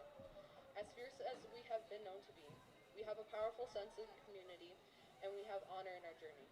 We are spiritual warriors who have learned the stories from our elders throughout time. Generation by generation, we pass along our stories. We learn the trauma in our history through these stories. We understand it, we can relate to it, and we feel it through our centers. It hurts, but it is why we have adapted to be more resilient. It reminds us we still exist and is reason to that, and is the reason why I'm speaking to you all tonight. From 1800s up until 1996, over 150,000 indigenous children were forcibly removed from their homes, ripped from their mothers, to be sent to a systematic church and government-funded attempt in the form of a school to terminate indigenous cultures. These schools were purposely designed to, quote, kill the Indian, save the man, through acclimating the children into being civilized to modern American and Canadian culture. When arriving to these schools, these children were acclimated by being scrubbed clean until they bled, given English names, and boys' hair, one of the most sacred traditions to them, was cut. 97% of survivors suffered severe mental, physical, and sexual abuse. Our cultures and languages were beaten out of them. They were beaten by those who were responsible for them, and responsible for so much more. When you aren't viewed as real people, it is a lot easier for someone to run over your basic human rights. Back in late May, at Kamloops Residential School in Canada, it was discovered that 215 children, as young as 3, were found in a mass grave. Their stories have finally been heard, and the truth has been uncovered. Since then, 21 other schools have been searched, and as of today, over 6,500 children have been found. 6,500 children that are finally resting knowing they have been found. There are a total of 139 schools throughout the U.S. and Canada, meaning 118 schools have yet to be searched. Over the past few months, throughout communities just like this one, we have shown our dedication and solidarity in forms of peaceful marches, starting difficult conversations, bringing in the media, and hosting gatherings to honor their coming home. This movement is called Every Child Matters. And the color orange was chosen because a little girl, Phyllis Webstad, wore a brand new orange shirt to her first day at the residential school and was never saw again. That shirt was a symbolic of her feelings, her worth, and it was gone. This is her way to get the orange shirt back, for all Indigenous children to get their dignity and worth back. Now today. Today is known as National Orange Shirt Day. On this day, we wear orange, and we come together to honor these children that have finally been found, those who have not yet been found, and those who will never be found. Every child matters. They matter. Us in front of you matter. We all matter. Now I, on behalf of Seneca Youth Council and Salamanca Warrior Football, ask you to please stand with us warriors as we take a moment of silence to honor these victims and survivors of residential schools.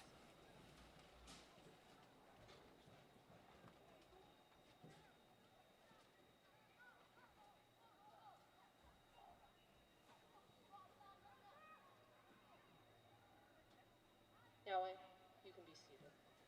In our culture, we usually have teachings with these stories. Some teachings are to never lose your resiliency, and in unity there is beauty. Standing up here, I just saw both.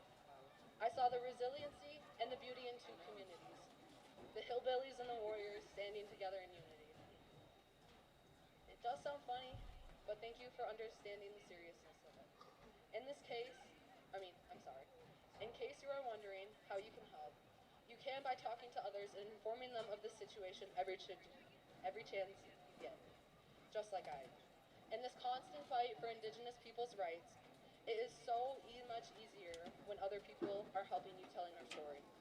We are standing up for keeping the Indian Child Welfare Act in place, bringing awareness to murdered and missing Indigenous women, helping the environment by protecting clean water and opposing pipelines, and enforcing our 100-year-old treaties to be withheld. We just want to be heard and respected. But we are resilient. And we are still here in all attempts to terminate us. We are the fastest growing demographic in the world. We are educators, athletes, storytellers, water protectors, activists, future doctors, engineers, and politicians. We are the youth, and we are the change. We are the hope for the next generations to come. So join our cause. Teach the next person. Learn this from history to give it validity, and demand the continuations of investigations in every residential school. Why? Because no matter the reasoning or the There are never supposed to be grave sites at children's schools ever. Nyaweh, thank you for listening. Have a good have a good game. Go Warriors.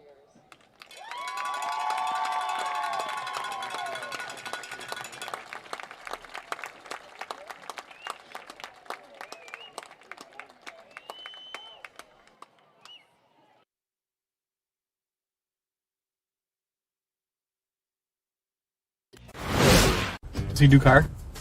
Forget about it. How about home? Forget about it. Does he get good rates? Forget about it. And you're saying there's no problem too big for this guy?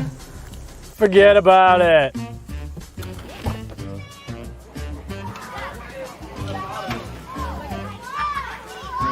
Paul, this is Johnny, the guy we've been talking about. Johnny, this is Paul Wolf. Mr. Wolf, it's nice to meet you. Thank you for the invite. Not a problem. It's Paul, not Mr. Wolf. Oh, sorry, Paul. Johnny, forget about it. For all your insurance needs, call 835-WOLF. And...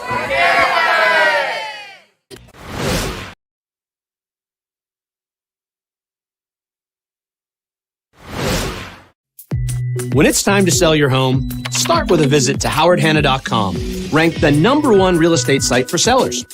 A few clicks will show you the sales price you can expect for your home. We can get you the most money in the quickest amount of time because we know.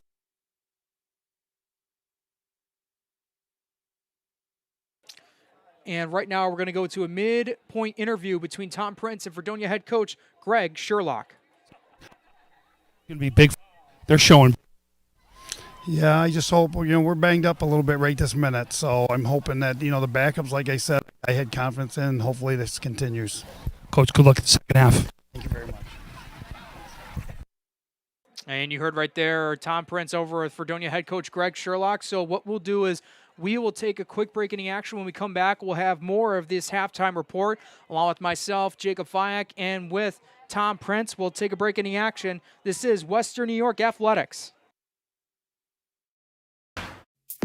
When it's time to sell your home, start with a visit to howardhanna.com, ranked the #1 real estate site for sellers. A few clicks will show you the sales price you can expect for your home. We can get you the most money in the quickest amount of time because we know where the local buyers are and how to reach them. So if it's time to sell your home, visit howardhanna.com today, and we'll match you with a local Howard Hanna agent to sell your home fast. I love being home. If you've been injured in an auto accident, large or small, call 681-4088. RES Physical Medicine and Rehab right away. If you are in pain or just sore, don't take chances. Call RES today and take advantage of their 24 to 48-hour appointment pledge. With no copays, RES will help navigate the confusing world of no-fault insurance with you, so you can concentrate on getting better. 681-4088. RES Physical Medicine and Rehab. The most important call you can make after an auto accident.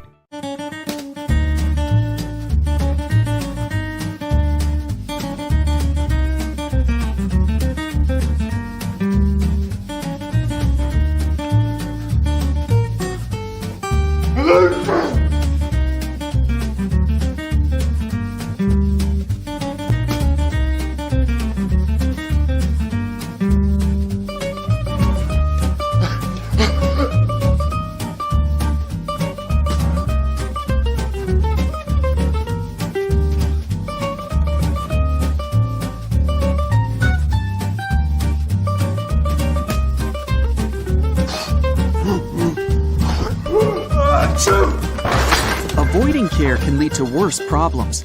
Don't delay care. We're here for you. Western New York Immediate Care provides quick, quality care for non-emergent injuries and illnesses.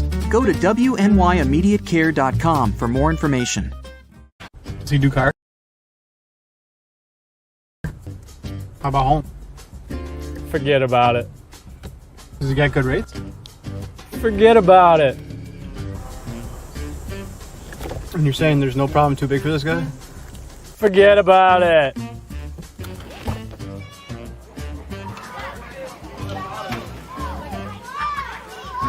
Paul, this is Johnny, the guy we've been talking about. Johnny, this is Paul Wolf. Mr. Wolf, it's nice to meet you. Thank you for the invite. Not a problem. It's Paul, not Mr. Wolf. Oh, sorry, Paul. Johnny, forget about it. For all your insurance needs, call 835-WOLF. And...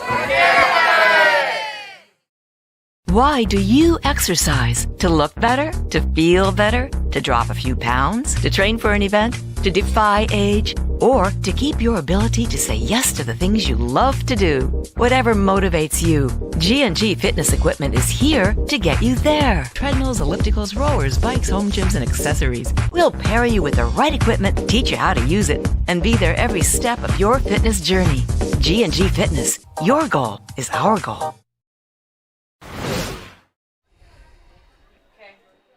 Welcome back, everyone, to Western New York Athletics for the Western New York Athletics Halftime Show. I'm Jacob Feig. Alongside me is Tom Prince. And Tom, beautiful game we've seen so far between Fredonia and Salamanca. Fredonia up 21-13. I mean, for Fredonia, you can just say right now is Whitfield has been phenomenal. He's done it with his legs, he's done it with his arms, and if he hasn't done it, he's done both of them together where he's seen the pocket, stepped up in that pocket beautifully, give himself some extra time, found guys down the field. I mean, there was that one drive that he had where he scored 3 touchdowns in the one drive. Just unbelievable what we've seen right now from Whitfield at the quarterback position. Simon Davis comes up big with that return right there. That gives the lead right now to Fredonia going into the half when it could have been easily a 14-14 game. But I'll tell you, Salamanca can run the ball. Stallman and Hogue, we know right now, can run the ball. They're doing it. They've got to control the clock. They got to keep Whitfield off the field for the second half. Like when we talked to Coach at Fredonia, those flags need to be fixed up for Fredonia. Yeah, absolutely. Like you mentioned about Salamanca's run game so far between Stallman and Hogue, they've had that nice tandem duo going. They've been doing a lot of mix-up on those plays that's confused Fredonia's defense a bit, and it's led to 2 touchdowns by Jesse Stallman in the red zone. But I'll tell you what, if I'm Greg Sherlock or Chad Bartosik, the number one thing I could be telling about my team is, can we please keep the penalties down? Because if you do that, you could be putting up more points on the board, because this could actually be more of a high-scoring game than what we're seeing. Yeah, I mean, that's been the key. But you see, the flags, though, for scoring so far have really gone against Fredonia when you think about it, right? So there could be a lot more points on the board for Fredonia. But I think right now the key or the recipe to Salamanca, they got to control the clock. They've got to win the line of scrimmage. They got to keep running the ball, keep doing the things right now to control that clock and keep Fredonia off the field.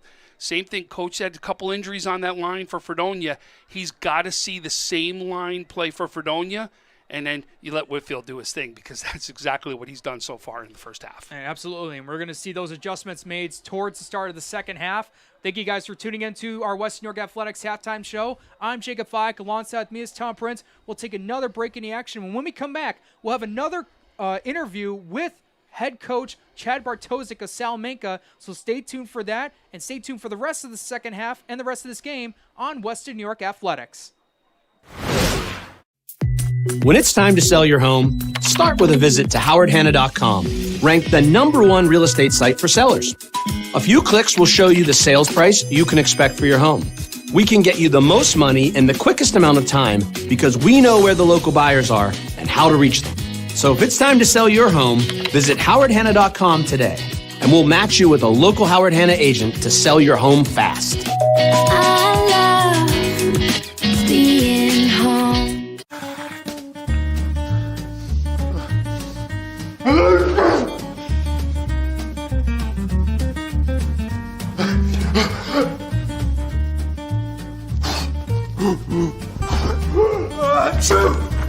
Avoiding care can lead to worse problems. Don't delay care. We're here for you. Western New York Immediate Care provides quick, quality care for non-emergent injuries and illnesses. Go to wnyimmediatecare.com for more information.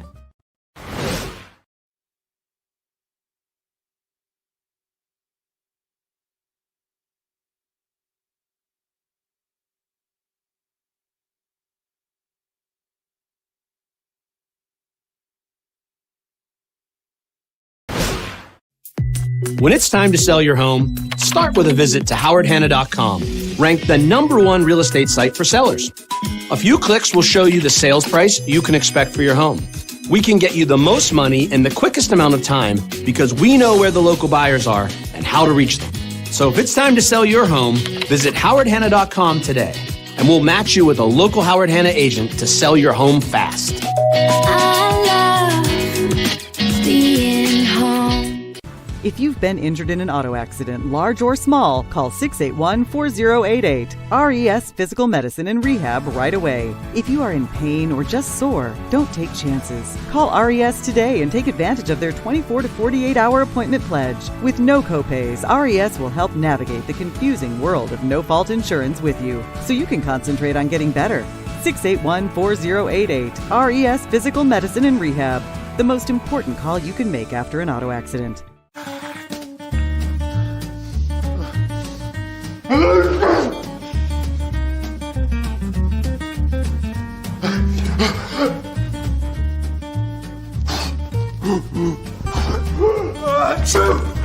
Avoiding care can lead to worse problems. Don't delay care. We're here for you. Western New York Immediate Care provides quick, quality care for non-emergent injuries and illnesses. Go to WNYImmediatecare.com for more information.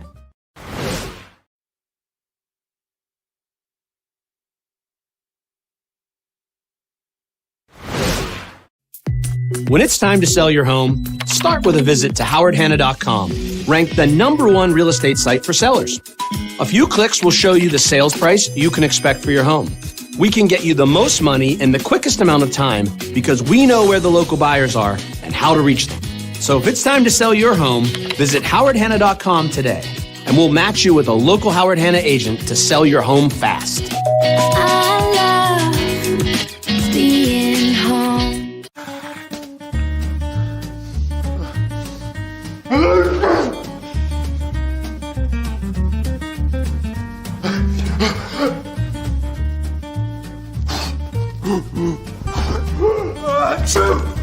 Avoiding care can lead to worse problems. Don't delay care. We're here for you.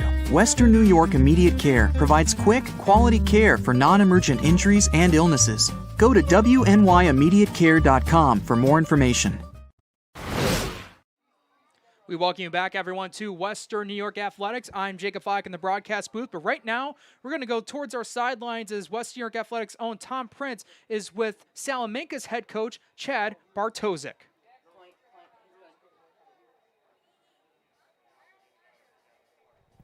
So quick for halftime. You right now, early on with your drives, are playing Salamanca football, controlling the clock, doing what's necessary. How do you keep that going in the second half? Well, right now we're able to sustain some drives that the quarterback over there is just having a heck of a game. He's played one of the most dynamic halves we've seen. A big challenge for us in the second half. We are, we're going to make some adjustments. We've just got to play faster. Right now we look a step behind everywhere. We're holding on for dear life. We're lucky to be down only 8. We're going to respond. Just had a little players-only meeting. They're going to answer back. Coach, when they ran the ball, you guys were very effective defensively when they go to a run, right? You're sitting that and seeing that. He's just getting too much time when he goes to the pass. So he played an awesome first half. I mean, let's give him credit. We need to respond. We need to be faster. We need to be a step ahead. Right now we're a step behind. It's a whole new half, though. All right. Coach, 2 halves. Good luck the rest of the way, okay? Hey, back right now, and good luck for the second half. All right, you heard Tom right there with Salamanca head coach Greg Sherlock. We have about less than a couple minutes remaining in our first half intermission. So what we'll do is we'll take another break, and when we come back after commercials, we'll have the start of the second half between Fredonia and Salamanca. When it's time to sell your home, start with a visit to howardhanna.com, ranked the #1 real estate site for sellers. A few clicks will show you the sales price you can expect for your home. We can get you the most money in the quickest amount of time because we know where the local buyers are and how to reach them. So if it's time to sell your home, visit howardhanna.com today, and we'll match you with a local Howard Hanna agent to sell your home fast. I love being home.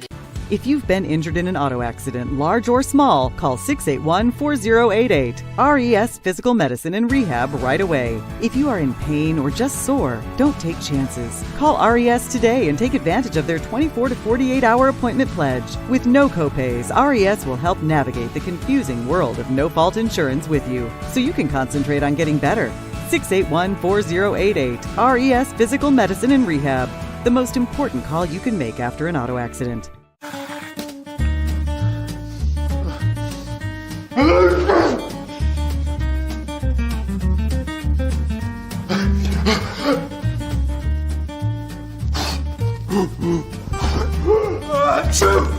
Avoiding care can lead to worse problems. Don't delay care. We're here for you. Western New York Immediate Care provides quick, quality care for non-emergent injuries and illnesses. Go to wnyImmediatecare.com for more information.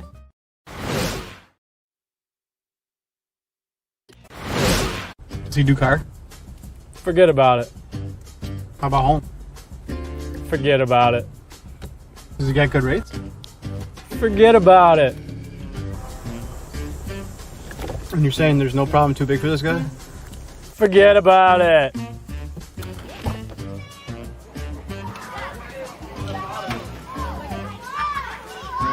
Paul, this is Johnny, the guy we've been talking about. Johnny, Paul Wolf. Mr. Wolf, it's nice to meet you. Thank you for the invite. Not a problem. It's Paul, not Mr. Wolf. Oh, sorry, Paul. Johnny, forget about it. For all your insurance needs, call 835-WOLF. And...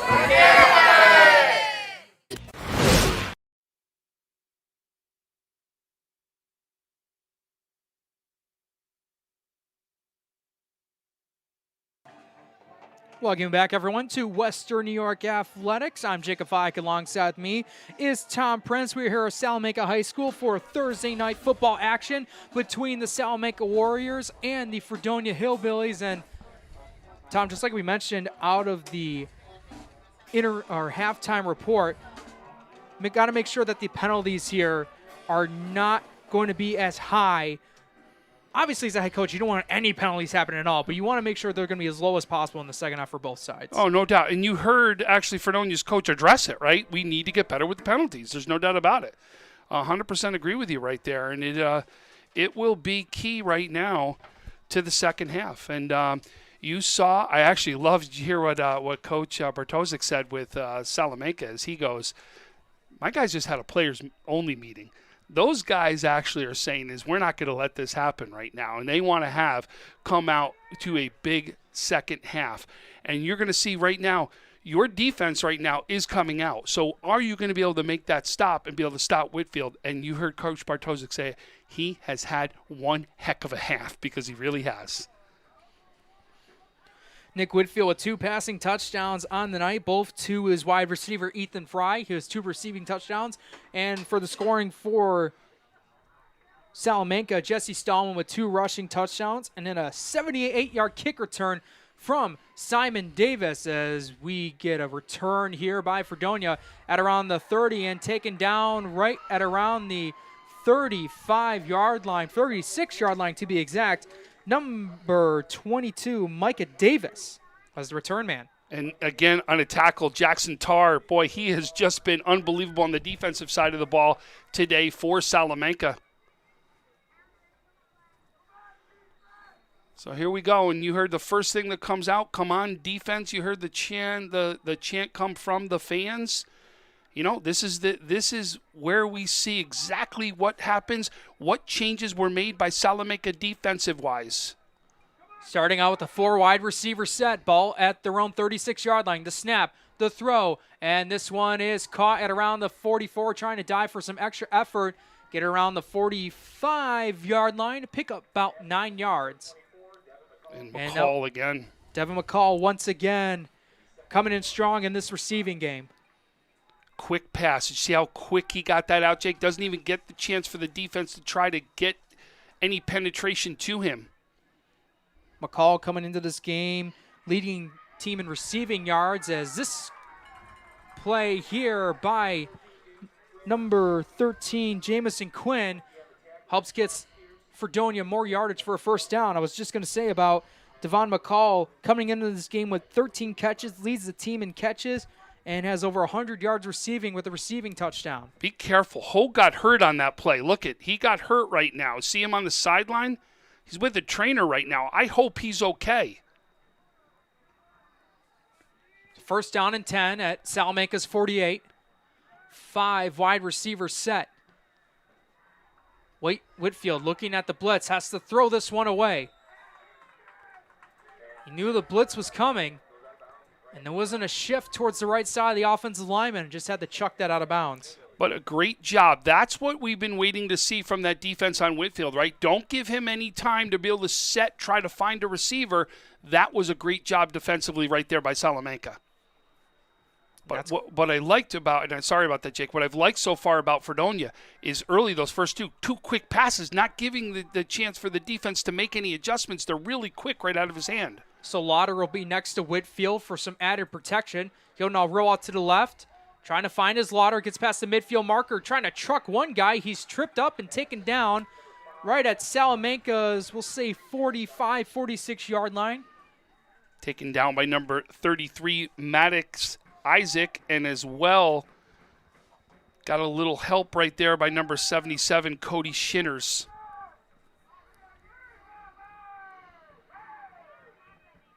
But very different from the first half, right? They were looking to go long on the first half with their passes. Very short, quick passes by Fredonia in the second half. 3rd down and 7. 5 wide receivers. The snap. Here's the pressure right away. Whitfield chucking it downfield. Has a man open, and this one is incomplete. What a brilliant effort, though, by Brandon Bronski. But that pass was just a little bit too far from him. Looked like he had a little bit of trouble, though, finding whether to get the catch and to make sure both his feet in for that first down. But nonetheless, that'll bring up 4th down, and Owen Rush, the punter, comes out. Actually, even a little shocked they're not going for it, right? You're in that zone. It's in that, like, in-between areas where it is, but they're going to pump this, and what happens? Salamanca does something, comes out right now of the halftime, and does what they need to do, have that stop. Snap was a bit high. Rush with the high punt, and this one's going to be returned by Lucas Brown. He did not call fair catch, and that one pays off dividends. He gets now towards the 45, and we'll see where the ref officially spots him. Now a flag has been thrown, and we got a Fredonia player down on the field. And that flag's been thrown where there's normally unsportsmanlike conduct out there. Some sort of personal foul penalty is where that is.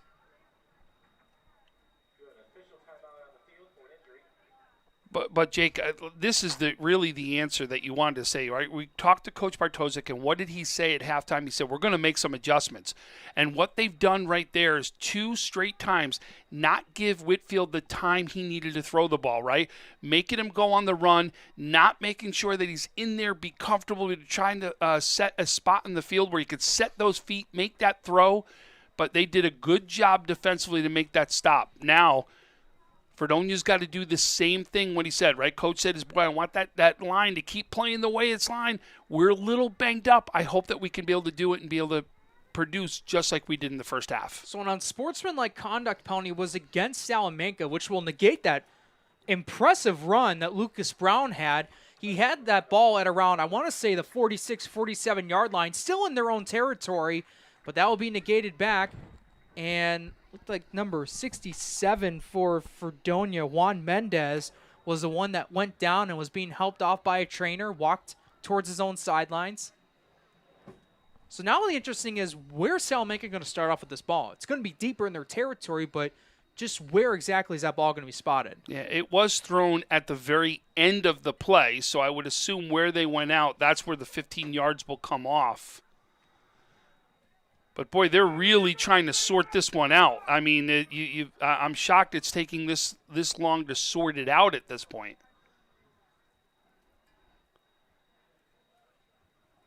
And the part that and I didn't see who they called it again. You said it was called against Salamanca. Normally when the call's against the coach, you don't see this much talk to the ref, right? Normally it's, what are you going to do? You're talking to the opposing coach, but he must be asking to say, hey, listen, what happened? I need an explanation of what happened on that play and the reason for the flag.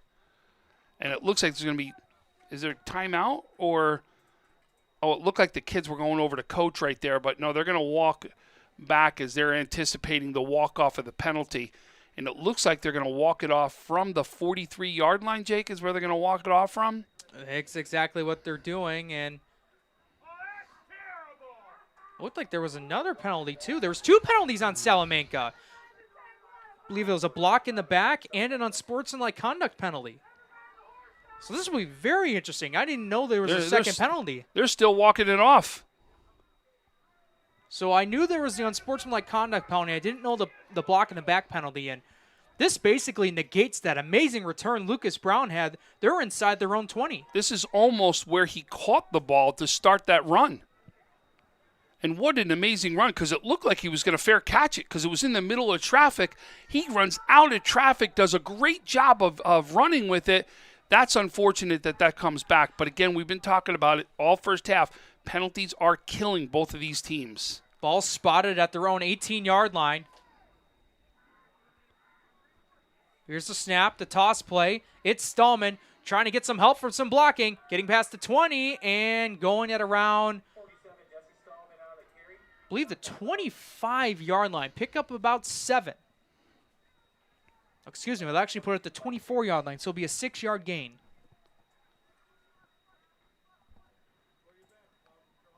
So this is, like I said, this is what Salamanca does well, right? They're going to run the ball right now. We know we're getting to run the ball. That now is the time to really control the clock and keep Fredonia off the field, right? And again, what you do is, in essence, we all know Whitfield is going to come out here on defense, and what you want to do is almost make him work more on defense.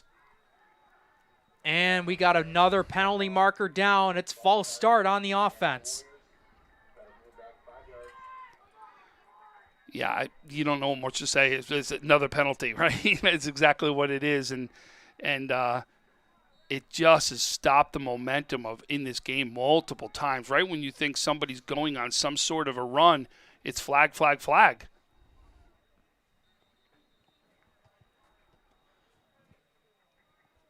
And we get a quick officials timeout. Now we're going to resume play.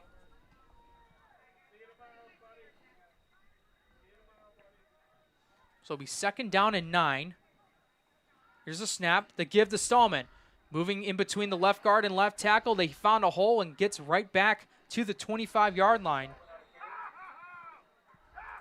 And it looks like we had a referee that ended up falling down but gets back up. Boy, you saw actually on that play, you saw Cody Shinners and Micah Davis really go at it head-to-head on that one. You can just see that both of these teams want this bad, and they're playing like they both want this game. So they'll actually place the ball at the 26. It'll be a 3rd and 2.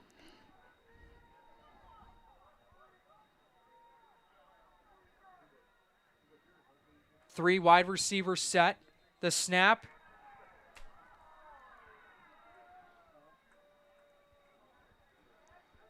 I got to be honest, even I'm a little shocked with how many stoppages we've had at this point. Yeah, we had a good amount of stoppages. I didn't know if it was a flag or not, but looks like officials are calling it, having their own timeout again.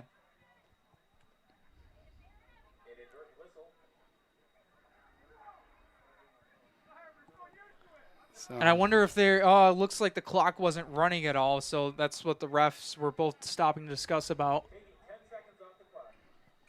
So they're going to take 10 seconds off the clock right here. They're running it down right here to 9:35. So back to a 3rd and 2. The snap, the give. Stallman's got the 1st down and more. Passing the 30, the 35, still on his feet and down at the 40-yard line. A tough, very tough, but gritty 14 yards by Jesse Stallman. Hey, all you youth out there that's looking to run the ball, that's what you want to do.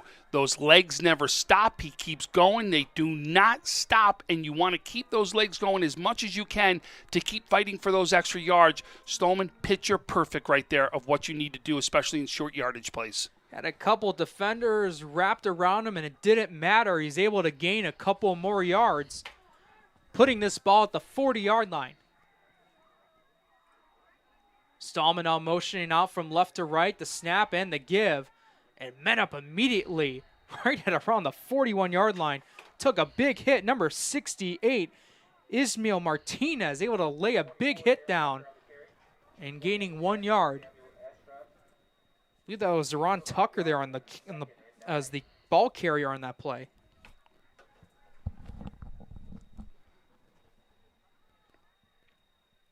But, boy, second down and long. But, again, this is probably the longest we've seen the clock go right here in the second half. But, boy, Stallman is just a tough running back. You see him, you can't – sometimes have one guy tackle him. He will run right through you. Here's Hayden Hogue down the field, and this one is incomplete. The intended receiver, number 31, Cole Headland, was the intended receiver. Initially had to be the intended corner in that play to try to break up that pass. Jake, I was going to say the same exact thing. He actually was more of a cornerback on that play and does a great job of knocking that ball out, so that's not an interception right there.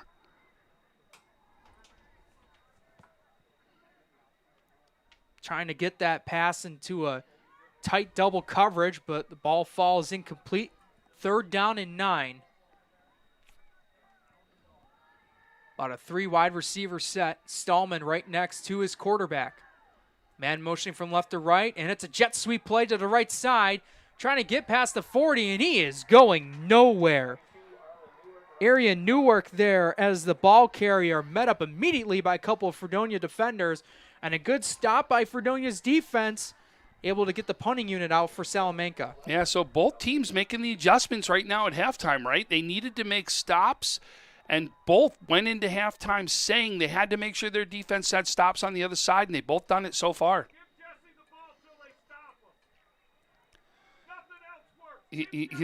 We're hearing somebody yell, give Stallman the ball until they stop him.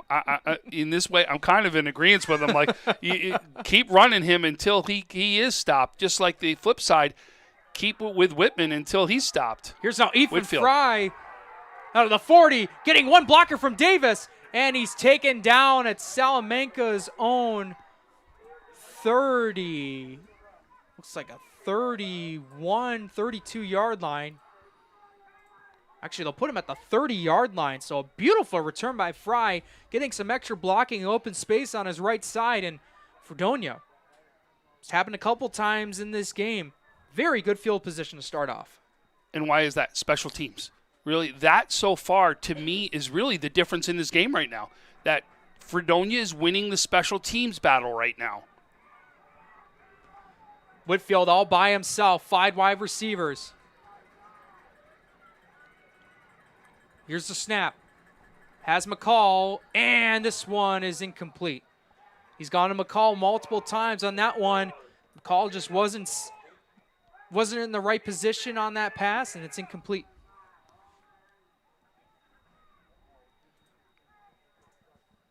But does stop the clock. And, every incomplete pass will do that right there. But, now is you're asking your defense, can you come up big again after you just did right here?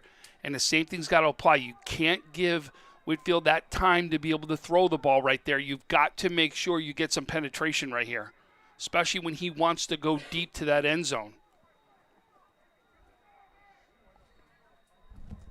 They go 4 wide receiver set, trips to the left, 1 to the right of Whitfield. Here's the snap.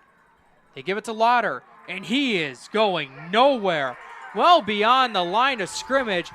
Back past the 30 and right around the 33-yard line.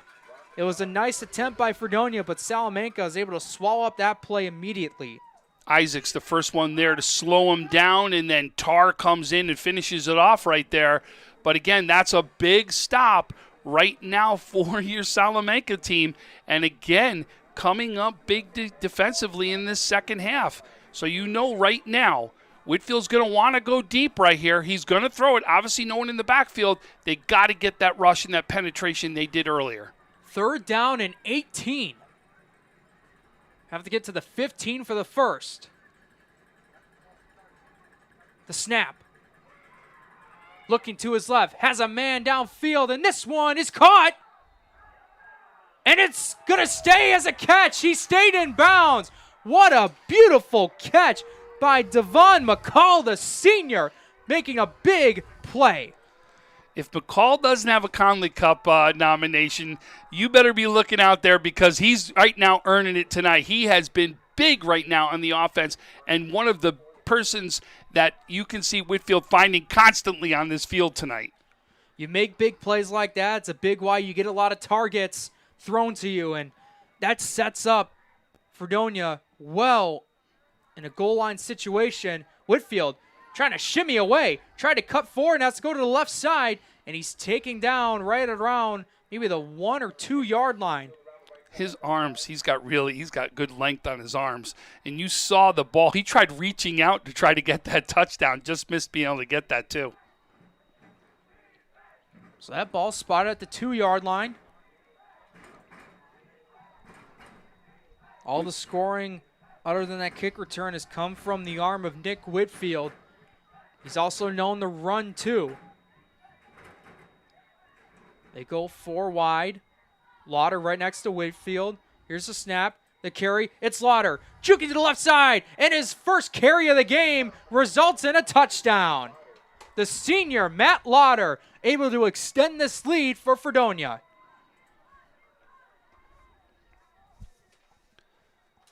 That's a big one right there, and you can see is that's giving you that little bit of distance that you need right now, and it gives you, if you make that mistake, it gives you some leeway right there to be able to make a mistake right here. But the special teams, the difference today right now for Fredonia, 2 big returns really is the difference in this game, 1 for a touchdown and 1 to give you unbelievable field position right there.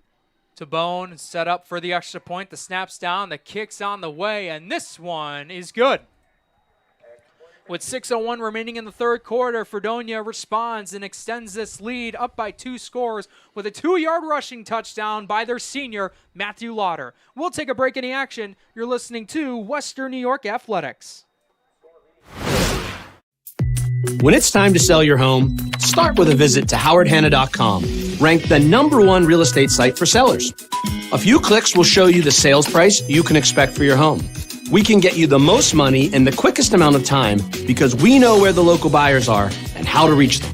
So if it's time to sell your home, visit howardhanna.com today, and we'll match you with a local Howard Hanna agent to sell your home fast. I love being home.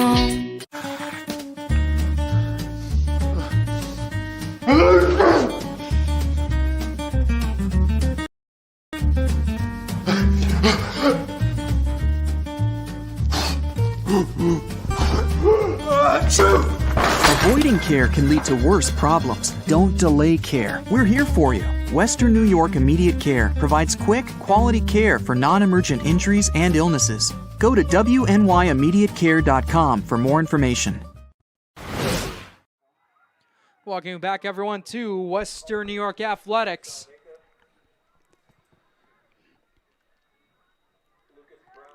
Fredonia set to kick this one off. Looks like that's number 4, Calder and Near. High arcing kick at around the 35-yard line. It's bobbled, but still in the hands of Salamanca. Number 29, Jason McGraw. Now we'll place the ball at around, I believe, the 39-yard line. That's where Salamanca will start off.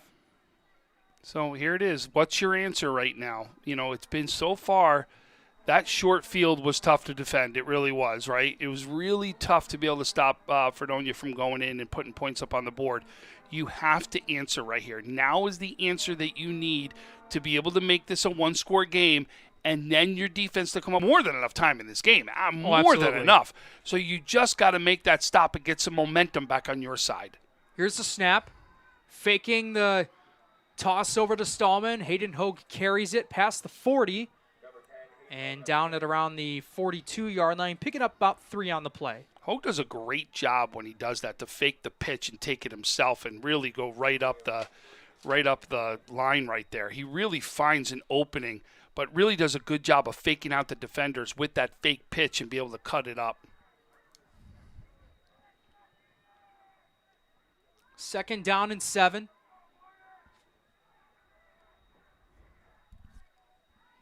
Lucas Brown motioning from right to left. The snap and the give is the Stallman past the midfield marker towards the 45, down the 40, staying on his feet, has one blocker to his right, and he will score! That's coming back. Hold on, there's a penalty on the play. Right where that flag was, there was a hold. And you saw the Fredonia player throw his arms up in the air right there. And Chad Bartosik is not liking this penalty. And now we got another penalty. And it's going to go against Bartosik.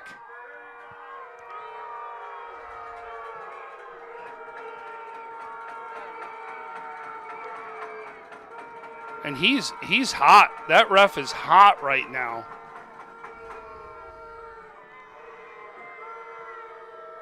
And he's hearing it from the fans. Well, this has been, like I said, you really did. You saw it happen right in front of us as we were watching that play.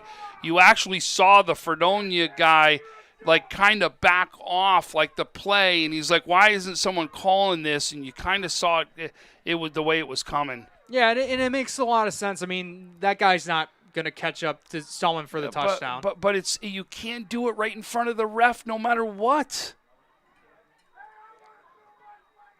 And now you're going to have an unsportsmanlike conduct added to it, right, because of the sideline. So there's the hold. And there's the you know what I mean, the unsportsmanlike conduct penalty or whatever you want to call it, the penalty on the sideline right there. Oh, he's throwing. Someone just got tossed. He's throwing out a coach.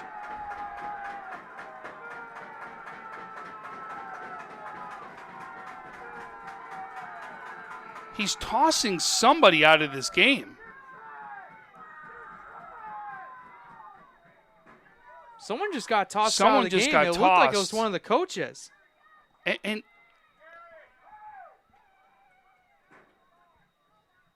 so, yeah, one of the coaches right here got tossed. And I think he's asking someone else to come down and take the headset is what he's doing.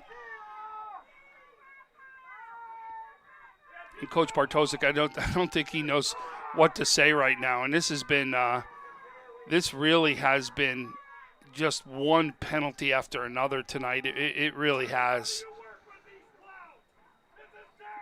And I'll tell you, it is really riling up the fans right now. And you can see they're just, whether at this point, whether it is or it isn't, the problem is right now it's just been so many that now everybody's really getting riled up from it. So right now Bartosik's going to get his team back on schedule, back on the game plan that they have a task to do. They're down by 2 scores, and they have to get back in this game.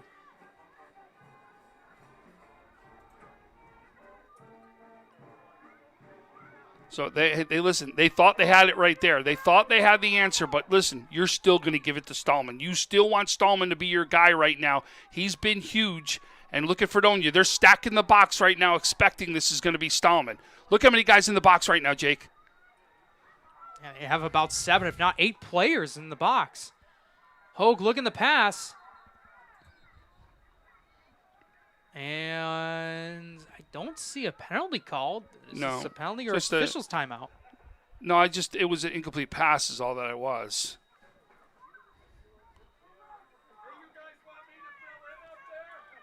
Oh, no, I apologize. Penalty. There is a flag. Look at it on the far side. The far side was the flag. So it was all the way on the other side of the field. We were kind of hidden by it. It is a false start penalty, though. Another flag right here against Salamanca. So they'll move it back 5 yards, and fortunately the penalties have come to stay in this second half so far.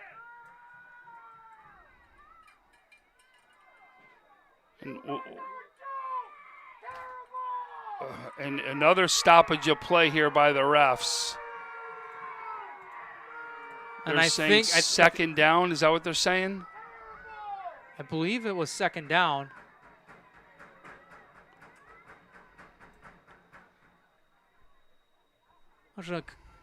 No, because there was the penalty on the play. Or is this, I think it's to make sure that thing? I think it was make sure to see if the the clock was correct.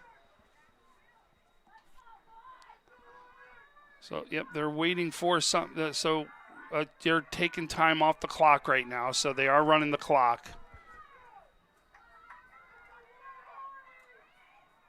Oh, so they wanted the clock. So the clock was initially at 4 minutes, 52 seconds, and they wanted to take 10 seconds off the clock, make it 4 minutes, 42 seconds. And they're running the clock now, so. It's first down and 15. Zeron Tucker motioning from left to right. The snap. Hogue trying to go downfield, one-on-one, and this one is incomplete. Ethan Fry on the coverage. Hayden Hogue trying to give it over to his intended receiver, Harley Hogue. That was tough. That was a ball that almost could have gone either way right there. It looked like Hogue to Hogue right there was going to be the connection, and Fry does a good job of making sure that goes down incomplete.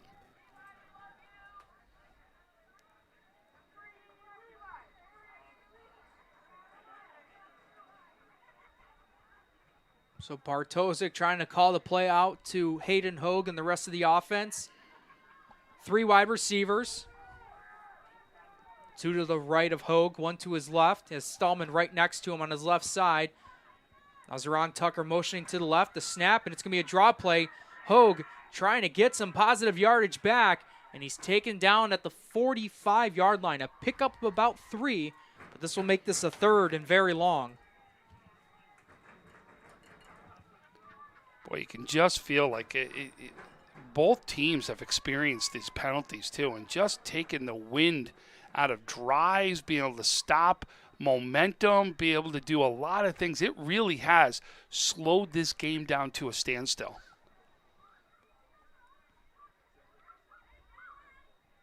$12 yards to go for a first down. The snap. Hogue faking to his right, trying to go deep downfield, and this one is caught! At the 10-yard line, Harley Hogue able to bobble it, but corral it down, and they are in the red zone. Wow, what a pass play right there. What a great job, the Hogue-to-Hogue connection. We're going to take a look at that. So you can see he goes up and actually tips it to himself is what he does to be able to make that completion. And there we go. We've got a great completion right there. Hogue-to-Hogue. Ball spotted at the 9-yard line. 1st and goal for Salamanca. Some confusion where Lucas Brown's supposed to be. He stays on the right side. Headland on the left. Brown motions. The snap. Stallman on the carry. Trying to get towards the 5-yard line. They keep pushing him forward, and he's taken down. Actually put him at the 6-yard line. Gain of about 3. Jake, I don't know who it is. I don't know if it's an injured player or a younger player, but I'm loving this guy at the sideline over here. He's got a 36 jersey on, and he is so into the game, really rooting his team on, but there's a 36 on the sideline, so it can't be one of the players right there. So that's why I'm saying is he's over here, and then you're going to see him run right now back into this. He's been dancing with the band. He's getting into it with his team. I'm loving what I'm seeing from him from the sideline. But here we go. We're going to see another dose, I assume, right here of Stallman. Stallman right next to Zeron Tucker and Hayden Hogue. It's going to be a draw play for Hogue. Stallman trying to push him forward, but he's immediately brought back. And they keep him at the 6-yard line, so no gain. That's a good stop right there by number 70, Owen Rush, the kicker, the punter, right, doing everything right now, the offensive lineman, the defensive lineman, but he does a good job. You can see the minute he goes into the hole, he grabs them and then pulls them backwards.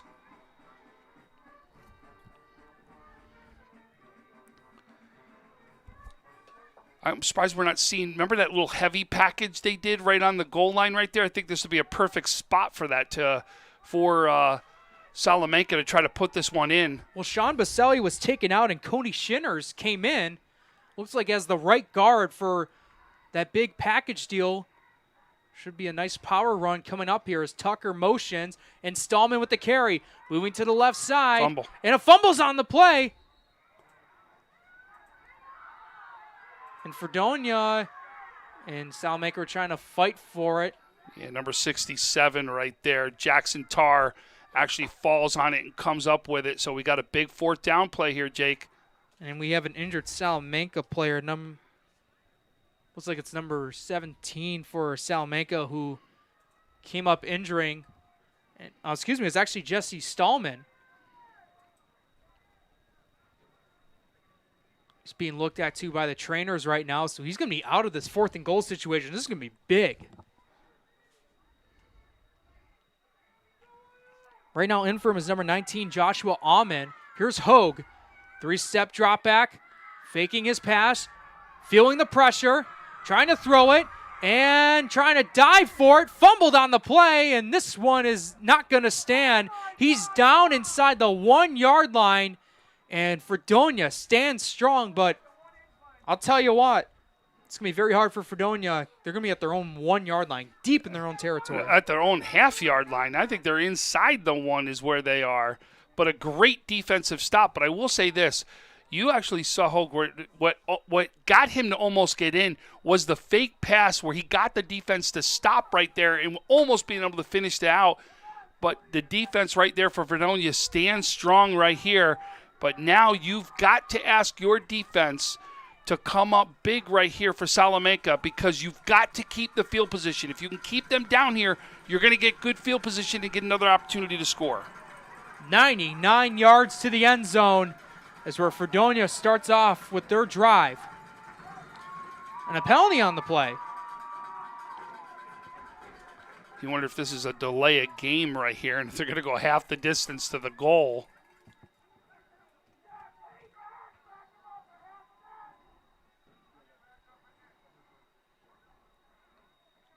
So delay a game, like you said, Tom, on the offense. And another flag.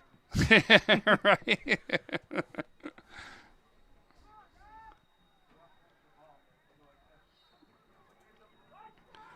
So look at this. Is right on. You can actually see it looks like the ball is almost touching part of the end zone. Doesn't it look like that from here? It definitely does, especially from this angle in our broadcast booth. 4 wide receiver set. Whitfield has Lauder right next to him. The snap, the quick pass, and a nice little slant route. This one's caught at around the 10 and taken right around the 10 or 11-yard line. And who else? Number 24, Devon McCall.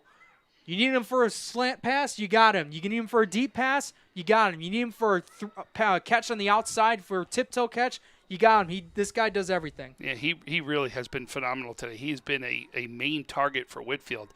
But, boy, you see the difference in style that they're going from first half to second half. Very quick throws, making sure they're giving Whitfield time to throw that ball, and he really has his pick in a lot of throws here.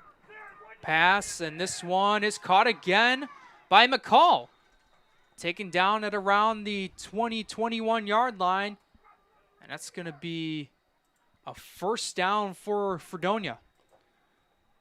I mean, you've got, and again, rough, about 250 yards thrown right here for Whitfield.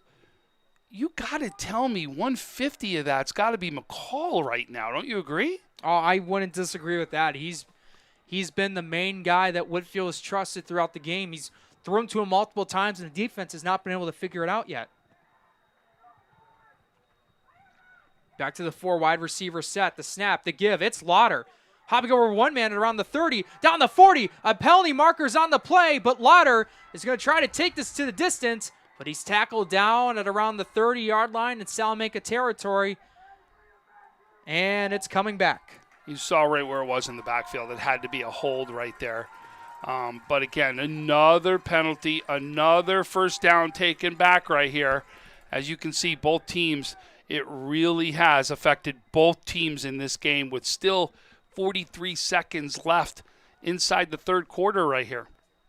It may be whoever cleans up the penalties could be the one who wins this game right now, Jake. The clock stops at 43 seconds. And you can just see, I know probably you're picking up on some of the things off the fans here and some things you may not be hearing, but you can just see they're getting more and more riled up every time there's a flag thrown right now. So the ball spotted at the 15-yard line, first down and 20. And it looked like the defense jumped, but I want to see what this penalty is going to be on. Yep. And that's going to be on Salamanca. So give Fredonia 5 more yards. Well, they've been against them right now, so they get 5 of them back is what happened right here. They are going to restart the clock right here, so. So first down and 15. So pending on the play, Jake, this could be the last play of the half. Here's the pass, and this one was incomplete. Intended receiver to number 13, Jamison Quinn. So obviously a pass play that was incomplete, so we'll stop the clock. We will see another play right here inside the third quarter. Third down, though, right? Third down and long. So you got to think if they don't get the first down here, there definitely will be a punt play. Big stop right now Salamanca needs.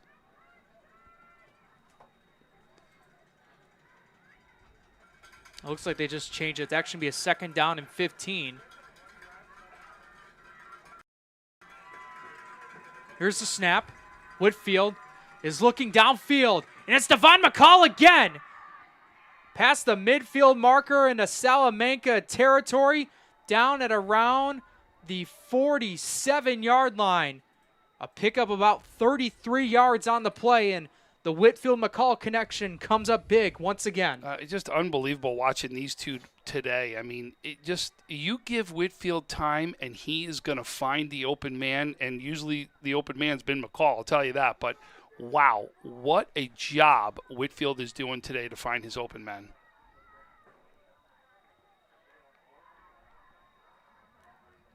So the ball is spotted at the 47-yard line. Whitfield feeling pressure on Stallman, and we'll just chuck this one out of bounds.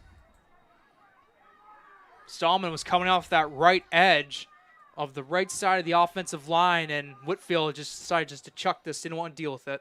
Yeah, and great job, right? That's what you need to do. You need to get into that backfield and make it uncomfortable right there for Whitfield if you're going to do anything right here.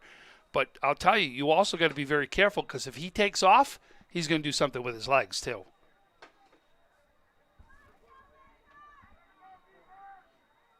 Snap, the give to Lauder. Able to shake off one defender at around the 40, get around the 35, and he's taken down. We'll say it around the 30-yard line, a 17-yard pickup, and another Fredonia first down. And I'll tell you, really, when you are so effective at the pass play, and you really got to start defending the pass, normally the run can start opening up because you're going to spread out that defense right there. And you can see right now, Lauder very effective right now in the second half compared to what we saw in the first half.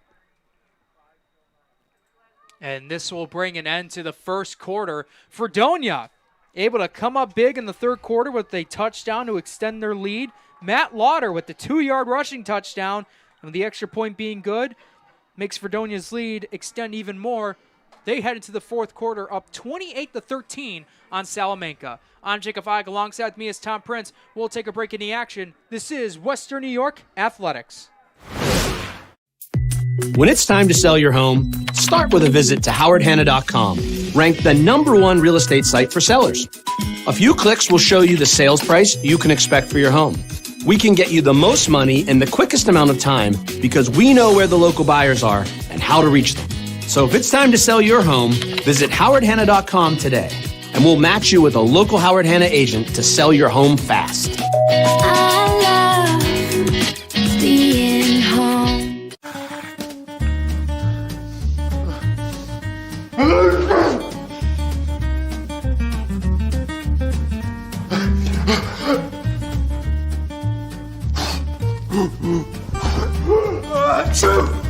Avoiding care can lead to worse problems. Don't delay care. We're here for you. Western New York Immediate Care provides quick, quality care for non-emergent injuries and illnesses. Go to wnyimmediatecare.com for more information.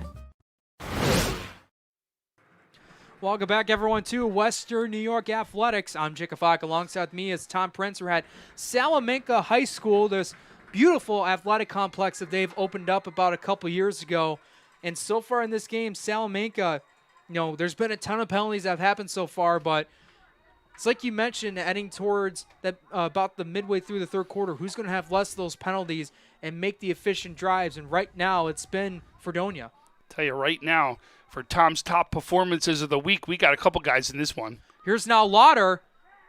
Man, if he was able to break that tackle, he could have probably went for 6, but he gets taken down at around the 21-yard line. Pick up about 9. Lucas Brown makes that set tackle. He doesn't make that tackle. You're right. That's a touchdown. So Lucas Brown does a good job of stepping up for his team right there.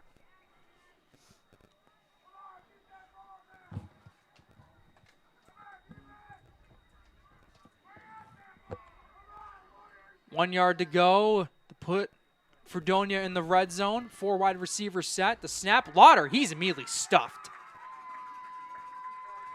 Looks like that's number 57 for Salamanca, Hunter Cotter Brown, and number 56, Sean Baselli, able to come up big. I think that was 67. He came off the field right after that hit right there. Oh, excuse me, yeah, it was Jackson Tarr that came up big on that tackle and being attended to by the trainer on the sidelines. So big third down here, right here. But you know, Fredonia's in the spot where they're going to go for this twice. So this is 2 stops you're going to need to make here. And we're going to get a timeout call. It's going to go against Salamanca with 10:43 remaining in the game. But we were talking a little bit, Jake. I now put together a top performances every week, right? And to get the top performances as a quarterback, you need to have thrown either for 250 yards or 3 touchdowns. A running back needs to run for 150 yards or 3 touchdowns. Wide receivers, 100 yards or 3 touchdowns. And for the defense, you need to have 10 tackles. I'll tell you, we've got multiple guys that could be on that list here this week. I mean, no doubt from Fredonia's side, we're definitely going to see Whitfield and we're going to see McCall on this list. I'll be shocked that they don't have the numbers to be on this list. And then you look at it, Stallman. I think Stallman's been running for. It's hard to tell because of the penalties that have been in there. But you got to think right now from a running perspective, he's going to be approaching those yards, especially with 10 minutes still left in this game. And then tackles-wise, we've had a couple guys come up big here too. We're going to see multiple guys on this list as some of the top performances in Western New York. After the Salamanca timeout, Fredonia gets their offense back out there. They have a 3rd and 2. The snap, it's Lauder again, trying to get some help with some blocking. Breaks through one defender, spin moves, and gets taken at around the 15-yard line. And that could have easily been a stop of yardage, but he kept going and got him a 1st down. Yeah, on the tackle on the stop right there for Salamanca was 56, Sean Baselli on that one. But I'll tell you, you nailed it. Lauder with a great job with that spin move. That spin move gets the 1st down. Here's now a pass downfield. Whitfield to Fry, and it is incomplete. But a good job of knocking that one down there by number 23, Lucas Brown. He actually saves a touchdown right there. I was going to mention, you mentioned about Devon McCall and Whitfield. I mean, Ethan Fry is the one that has the 2 receiving touchdowns on the day. He could be on that list as well. Absolutely. Especially if he gets one more, he's automatically on the list, right, with 3 touchdowns. 2nd down and 10. Fredonia in the red zone. The snap. Feels pressure right away. Has to roll out to his right. And this one is caught on the run. Jamison Quinn making the nice catch along the sidelines. We'll see if that was close to a 1st down or not. So chain gain had to get out of the way to make sure they weren't part of that play and being taken down. Nope, it's going to be 3rd and short. Back to the 4 wide receiver set. Lauder right next to Whitfield. Now he quickly goes under center. Looks like one of the Salamanca guys jumped for a second. Yeah. Quickly went back to the line of scrimmage, so they'll just reset. Hearing the train noise, Salamanca's fan base starting to get a bit rowdy. And there's some confusions as we get an official's timeout.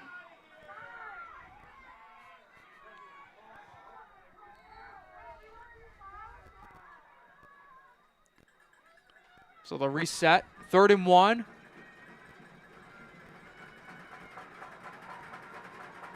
Here's the snap. The give. It's Lauder trying to break through.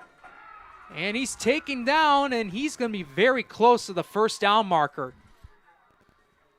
Looked like that was Sean Pierce, number 50, on the tackle on that one. It's just going to be just short. It looks like a yard short right here. So now we come up with a big fourth down play, right? Does Fredonia get that first down, or can Salamanca come up with a big stop again?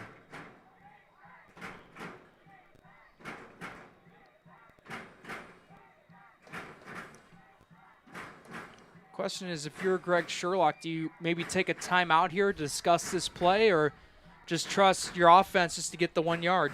I think they're going to, you're right, I think they're going to call a timeout right here. I think they were letting the clock go down here. They're going to let it go down, and they're going to call a timeout right at the end of the play clock right here. Yep. And Fredonia will take their first timeout of the half. They'll have 2 remaining. Salamanca has 2 as well, with 9:28 remaining here in this game. Fredonia up 28-13 on Salamanca. We'll take a break in the action. This is Western New York Athletics. Paul Wolf Agency, how can I help? I got a problem. I got a big problem. The house flooded overnight, everything's destroyed, and I don't know what to do. You can relax. The wolf is on his way. What's the damage? It's bad. As opposed to good? It's 20 minutes away. I'll be there in 10.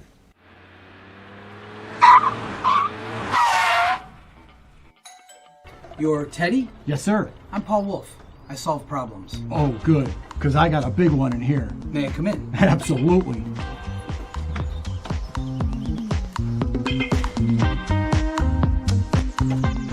Mr. Wolf, can I get you a cup of coffee?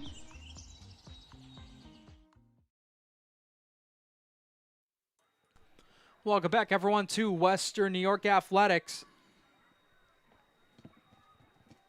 Situation here for Fredonia to try to make this a 3-score lead and possibly make this the dagger. Got a 4th and 1. Whitfield under center. The snap, the sneak. And he's got the first down and more. He keeps going. And he is in. Touchdown. One of the great things about high school football is it doesn't matter if there's a pile up front. You keep going until it's no longer there. And Whitfield just kept going, got some help from his defenders, and gets his first rushing touchdown of the night, his 3rd of the total touchdown of the game.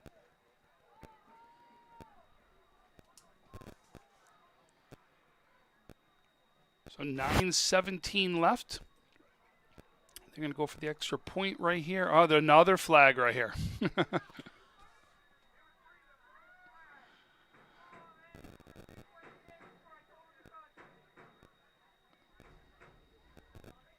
That's when sportsmanlike conduct. It's going to be against Fredonia.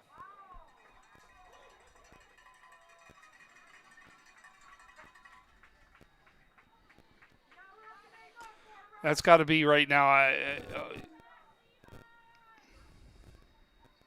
You almost wonder if somebody was jawing at the line is what that was all about. I mean, because he called it as they were all set. I don't know how it could be anything but jawing at the line. It's. If we did an over-under on penalties and I said 30, would that be crazy? No. No, really it wouldn't. Salvatore Tabone for the extra point.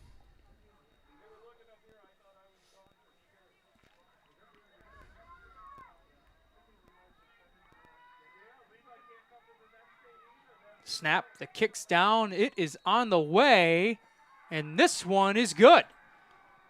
Nice leg by Salvatore Tabone. The extra point is good, and Fredonia up on Salamanca 35-13 with 9:17 remaining in this game. Jake, how big is that right now to know, though? You got a guy that could kick field goals when needed too, right? Remember, you're going to see this Salamanca team again, right?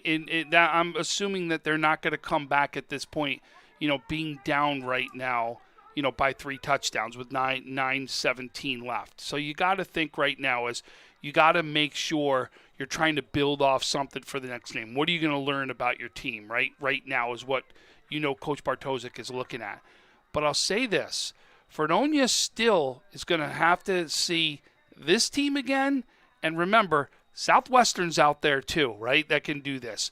So you know you're going to eventually be in a game where it's going to come down to this, and to know that you got a kid that can do that and possibly win a game as a field goal may come up big, especially as you're trying to go for a march onto the Highmark Stadium.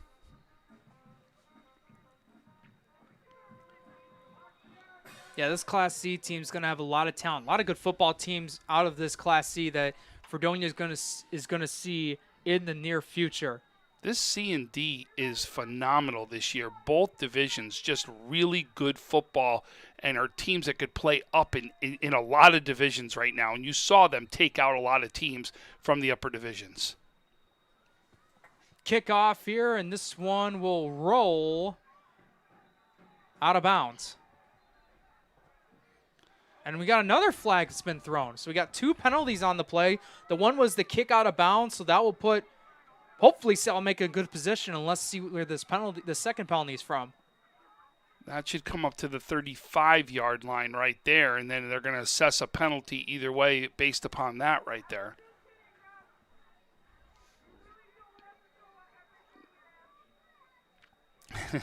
I think someone said, you really don't have to throw it every single play. What somebody just yelled out. So sorry, I don't. We're not trying to make fun. We're just we are just having fun a little bit. There's been some comments that have made both Jake and I laugh here a little bit that we're just kind of going with. It's like we said, it's been a game, unfortunately, where neither team's really been able to get that momentum that they needed. But you would think this is going to go in Salamanca's favor because they're coming over to talk to Coach to see what he's going to do right here.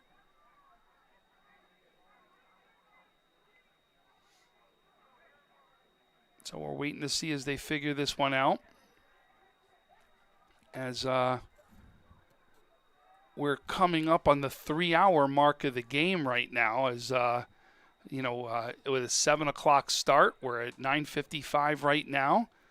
So a lot of you will be watching this game probably more like midnight tonight or tomorrow morning. But when we get home, like I said, I'm going to put this one right up for you. We'll blast it right out so people will be able to watch this as quick as possible.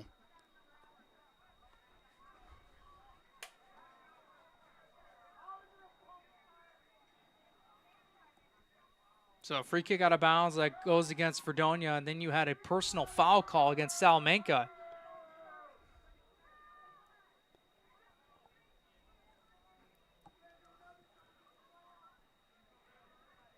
Be interesting to see where they try to put this ball at.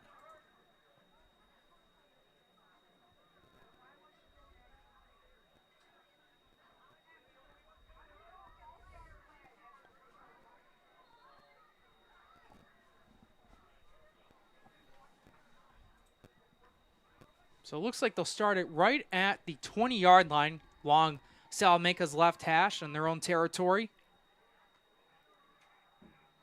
Going 4 wide receivers, trips to the left, 1 to the right. Here's the snap, and it gives to Stallman. Breaking through at the 25, down to the 30, and getting tripped up by once, and breaking 2 more tackles. Now towards the 40, and getting past the midfield marker, and taken down at around the 46-yard line. One big play, 47-yard line, one big play by Stallman puts his team in Fredonia's territory. He just is a tough runner. You can see he broke at least 3 to 4 tackles right there. Does a great job out there in the open field. Really is trying to do everything he can to put more points on the board for his team.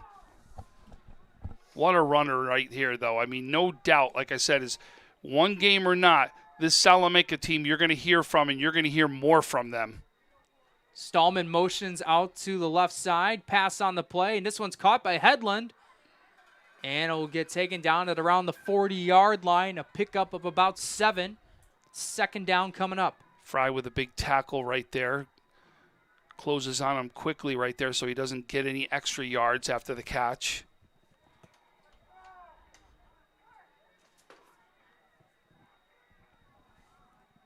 .8:21 and counting left to go in the game. The snap.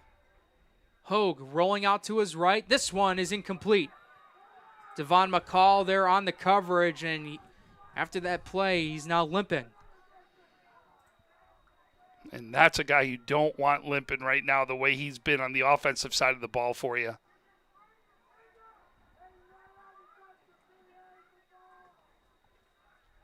Senal walks towards the sidelines. Number 13 for Fredonia, Jamison Quinn, will come in for him.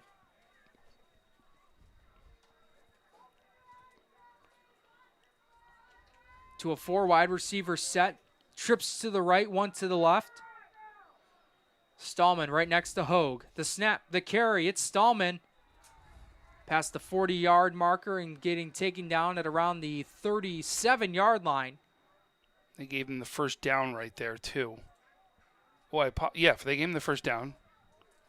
He signals if it was first, but I don't see the chains moving. Yeah, chains aren't moving at all, and quick run play getting it towards the 35-yard line. Now, you've seen this, right? He signaled, they changed it to first down, and the chains never moved right there. They're not the only ones that have had a long day tonight here, Tom.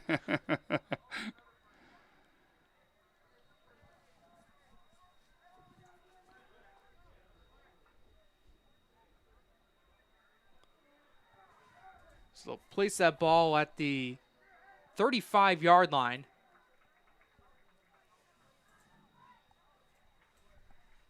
And they'll put this down as a first down and 10. Here's the snap. Hayden Hogue feeling the pressure, rolling out to his left. Past the 35, down to the 30, trying to dive for the first down. And the refs say he's right there. See if he has enough.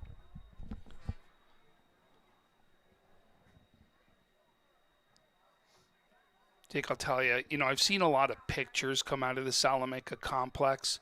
Pictures do not do this complex any justice. It is gorgeous down here. It really is. We'll explain it to you when we get a little break here, some of the things we see. 2nd down and 1. He did not get the first down. Now they get a quick stoppage here as they try to audible it up to see what play they want to go with. The snap. Hayden Hogue with the carry, getting past the markers for a first down and past the 25-yard line. And they just signal for the first down again right here. No, but like you mentioned earlier, we've mentioned this a couple times, this complex is absolutely beautiful. They have, I believe that's the baseball field right in front of us, and we have the football field right to us, you see in our broadcast, and right behind us, I believe we have like a field hockey / lacrosse style box lacrosse behind us in the broadcast booth. Soccer, it's almost like an indoor type one, but it's outside. On the carry, getting taken down to around the 21-yard line, pick up about 3. But it's funny, if you actually could see the light poles here, all the light posts actually have red light going up them. So the light post is lit up in red for the Salamanca, and then you get the white light coming down. It is just gorgeous. And then in the outfield of the baseball field, you have all these white lights that are on posts right there. It's kind of like almost like it would look like you'd walk along. 2nd down and 7. This pass is caught wide open and touchdown for Salamanca.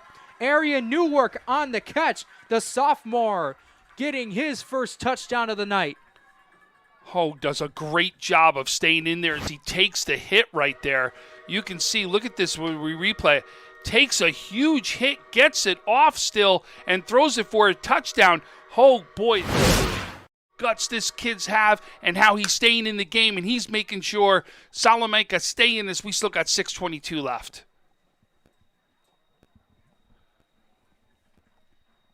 And with Hogue still out there, the offense will decide to go for 2. Which is big because it'll make it a 14-point game then, right? Where you can just kick the extra points to be able to tie it up. So this is a big 2-point conversion to make sure it stays right there where you need to be.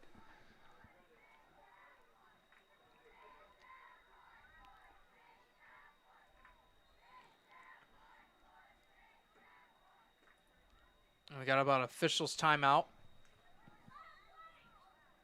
We now resume play.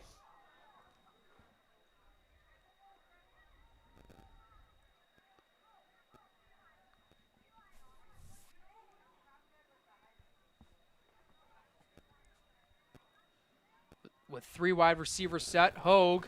And there's going to be an offsides right here. Got Fredonia the jump.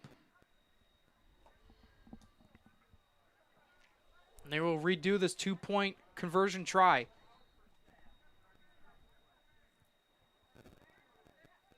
And it looks like they're going to do a direct snap right here to Stallman right now. You think this is going to go right up the gut is where I expect this one to go.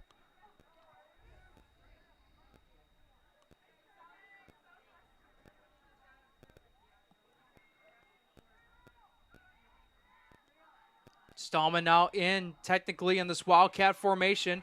Man motions and might got another penalty marker down. And it's the delay of game.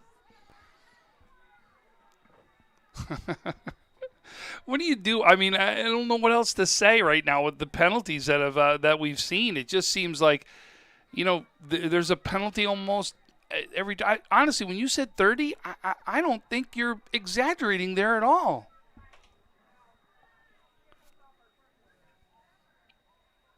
So this negates a Wildcat formation that Stallman was going to have up the middle, and Hayden Hogue will have to come back in at quarterback. Motioning. Pass on the play, and this one is intercepted. They can advance it, though. So it's interception. It's just no 2 points. You cannot advance it in high school for the points. So it'll stop right there. But, again, a great stop right there. And it looks like that was Fry right there on that big stop as he does another job defensively and another big play there by Fry. So the 2-point conversion is no good with 6:22 remaining in this game. Fredonia still up big on Salamanca, 35-19. Paul Wolf Agency, how can I help? I got a problem. I got a big problem. The house flooded overnight, everything's destroyed, and I don't know what to do. You can relax. The wolf is on his way. What's the damage? It's bad. As opposed to good? It's 20 minutes away. I'll be there in 10.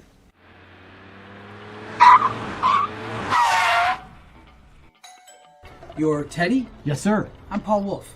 I solve problems. Oh, good, because I got a big one in here. May I come in? Absolutely.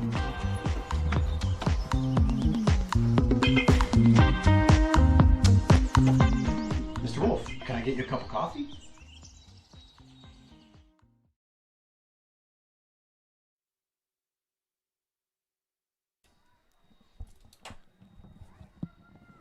We welcome back, everyone, to Western New York Athletics. I'm Jacob Falk. Alongside me is Tom Prince. We are here at Salamanca High School as they're just about to get set for a Salamanca kickoff. They're down 35-19 with 6 minutes and 22 seconds left to go in this game. Do we expect to see an onside kick right here, Jake? I wouldn't be surprised if there is one. You need 2 scores and 2-point conversions right now. Here's the squib kick, and this one launches right into the hands of a Fredonia player. Matt Lauder is able to help his teammate keep possession of it, and it's Devon McCall there able to corral it. One-man wrecking crew out here for him. Unbelievable. He really just has stepped up today, and when you got a hands team out there expecting that, that's a guy you no doubt want up there as part of your hands team. So, I mean, now really you expect you're going to probably get a heavy dose of Lauder right now is what I would expect right here. Make sure you're trying to take now time off the clock. Right now the time is in your favor, right? You want to make sure you keep getting that clock to keep ticking, and the only way to do that is keep running the ball. The snap, and it's the give to Lauder. Able to get past the midfield marker down to the 45 and taken down at the 39-yard line. On that tackle there was number 29, Jason McGraw.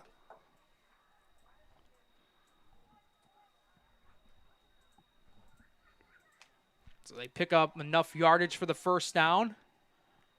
And the clock will keep ticking. Less than 6 minutes remain. Lauder, good run up the gut right there. The 4 wide receiver set. Whitfield looking at that clock ticking down with 10 seconds to get a playoff. He's going to take his time. Here's the snap. They give to Lauder once more. break, shaking off one defender around the 30, taking it down to the 25, down the 20 to the 15, and taken down at the 10-yard line. Lauder, even though they're up big, wants to get another big score for his team. But he's doing exactly what we said, right? He's going up the gut. Your offensive line is winning that line of the scrimmage, opening up those holes, and that's the reason why Lauder's having success right now in the second half. Pickup of about 29 yards on the play. First and goal. And you can see what Whitfield's doing is he's watching the play clock right now, 19, 18, and he's letting that play clock get down right now. He's in no rush. He wants the clock to keep ticking. Lauder with the carry, shaking off one defender and able to be tackled down by Jesse Stallman. Lauder picking up of about 3 yards on the play. I'm even a little surprised Whitfield's not even letting the clock go a little bit longer. I mean, he's snapping anywhere between 12 and 10. I'm surprised he's not even getting that down to about 5 seconds, 4 seconds. Just letting that clock run.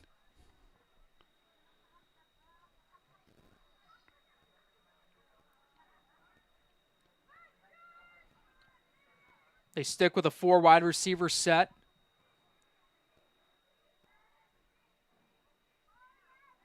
And the give, it's going to go to Lauder, and it's been fumbled.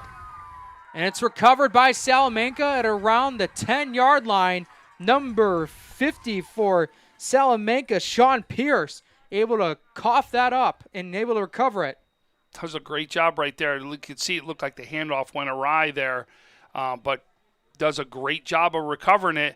Salamanca gets their chance, right? This is what they needed. They needed a stop. I don't care how it comes.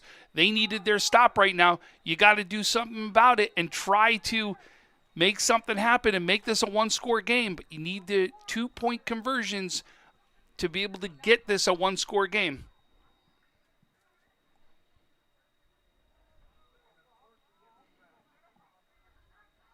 Here's a snap. Hogue trying to fire this downfield, and it will fall incomplete. 10 receivers to Harley Hogue, and that pass was just thrown a little bit low. We've seen that Hogue-to-Hogue connection, right, a couple times already, especially on that one tip pass that he had to himself. That was real nice. Looking for it again right there. But the clock does stop. At least that does help Salamanca as they're trying to make this a game right now.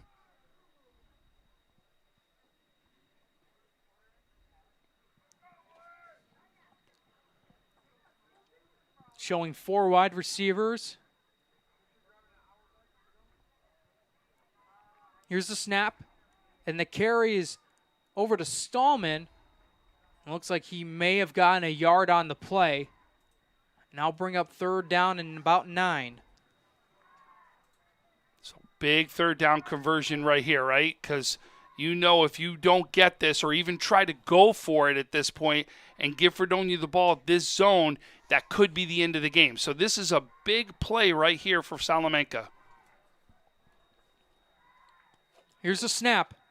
Hogue trying to get this one downfield to Brown, and this one is incomplete. Brown could not get any feet down as he went out of bounds. Simon Davis for Fredonia was on the coverage, and that'll bring up 4th down. It was close, I'll tell you that. But if you looked, when I see a really close play like that, I'm going to look at the sidelines, right? See what my coach's reactions are. And you didn't really see a reaction negatively, like that was a bad call from the sidelines, which says right there to me, good call, great job there by the referee on that one. And we had a penalty on the play too. So there had to be a passing interference play is what it was, or a personal foul.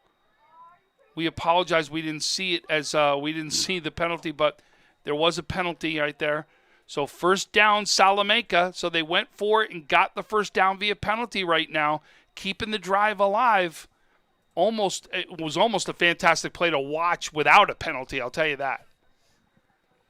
The ball will be at the 26-yard line. Man motioning from right to left. The snap. Hogue rolling out to his right. Trying to find a man downfield. That's Brown, and it's over his head. Incomplete. That stops the clock right there with 3:32 left in this game.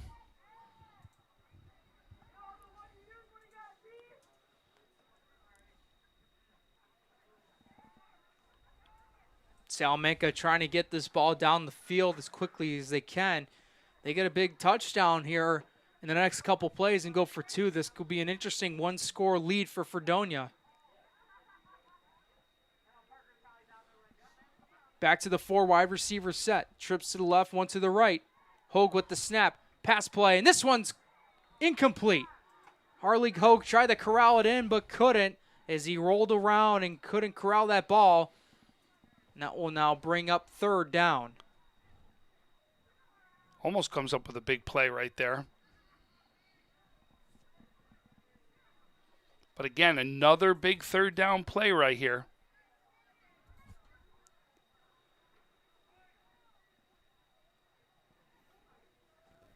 Staying with the same formation on the last play. Hogue with the snap. Screen pass. It's Stallman at the 35, down to the 40, 45, the midfield, and he's wrapped up by Devon McCall, but picks up a big 1st down in the Fredonia territory at around the 48-yard line. And that was respect right there between McCall and Stallman, right? You see them come up, tap helmets. That's been respect both ways as those two are having a big game. Clock's at 3:12 and counting remaining in the game.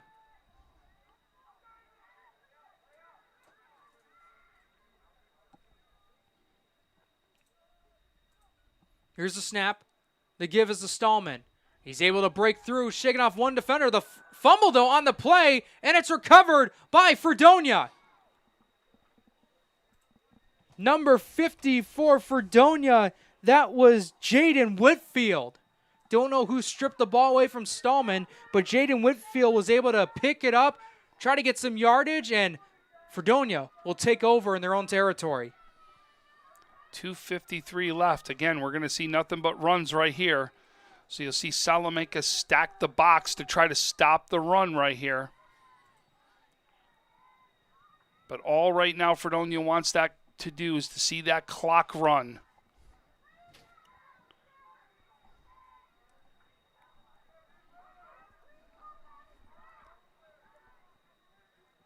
So Whitfield will go with a 4 wide receiver set like he has throughout most of this game with Lauder right next to him. And the give will be to Lauder. Trying to find a big hole and be taken down low at around the 44, 45-yard line. Pickup of about 4.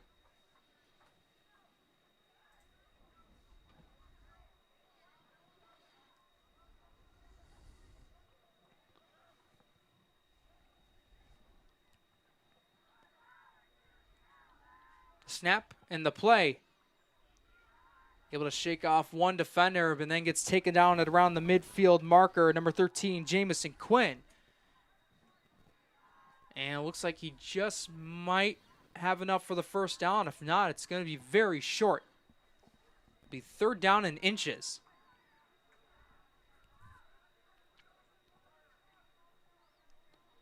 And looks going to get a timeout called here by Salamanca with 2:03 remaining in this game. What we'll do is take a break in the action. This is Western New York Athletics. Paul Wolf Agency, how can I help? I got a problem. I got a big problem. The house flooded overnight, everything's destroyed, and I don't know what to do. You can relax. The wolf is on his way. What's the damage? It's bad. As opposed to good? It's 20 minutes away. I'll be there in 10.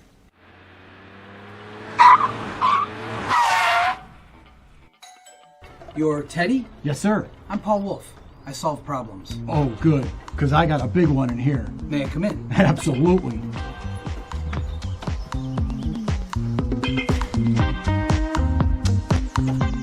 Mr. Wolf, can I get you a cup of coffee?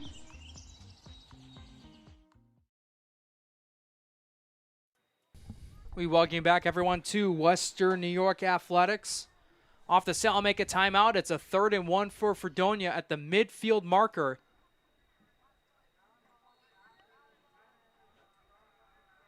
As Salamanca called timeout, basically this 1st down will be the dagger in this one if they can convert it. The snap, and they get the first down and plenty more. Down towards the 30, to the 20, to the 10, and Lauder will walk it off into the end zone for the touchdown. 50 yards to the house, picking up his second rushing TD of the night. He has been big in the second half. He really has, right? You can say the tale of two halves. The first half, all Whitfield, and they really needed to run the ball more in the second half and do that in the second half. Lauder comes up big as you get the chance to see the instant replay right there as he takes one right into the house for another score here for Fredonia.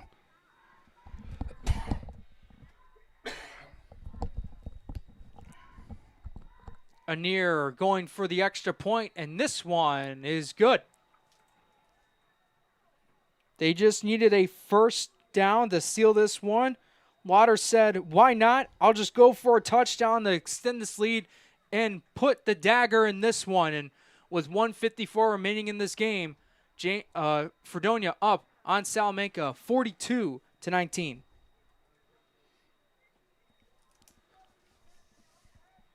But I'll tell you, Western New York, any chance you get a chance to come down and check out this complex, you need to. It really is. And I know we've said it a lot tonight, but hats off to Salamanca and what they did. I also was very, very impressed by the halftime presentation that was done about No Child Left Behind. It was an amazing presentation. Watch that. The young woman I got a chance to talk to really quick. We did at the end of the first quarter. She was one of the young women that we spoke to over there. Just did a tremendous job of the presentation that she did at halftime. You know, please, this is a great cause. As you see them wearing orange right now for Salamanca, as you heard them talking about, that's what a little girl was wearing the last time that she was seen, that she was wearing orange, and that's why they went with that. Just unbelievable presentation, just says a lot, and you can really learn a lot and really learn from her because that presentation was second to none.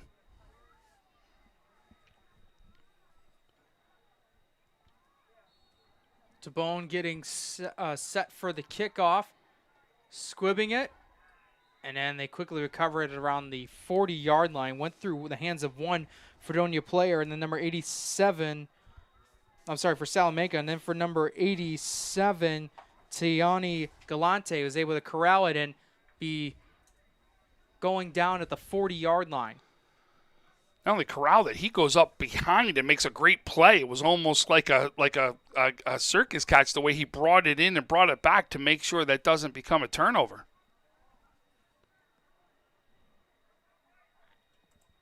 Here's the snap. Quick pass, and this one is caught at around the 44-yard line. I'll bring up second down.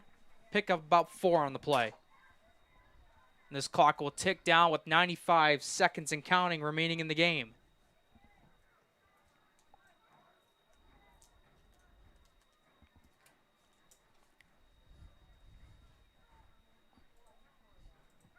The snap by Hogue. Get this one downfield, and this one will be caught by number 22, Arian Newark, who had the touchdown earlier. Simon Davis comes up and makes a great open field tackle on that one also.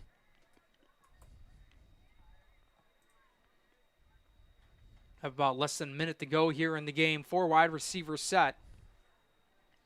Trips to the left, 1 to the right. Hogue with the fake carry, and he's immediately sacked. Brought down by number 55. It's Alex Paluk once again off the left edge, just being a complete dominant player and giving that right tackle on Salamanca a hard time. He's been huge defensively today. He really has.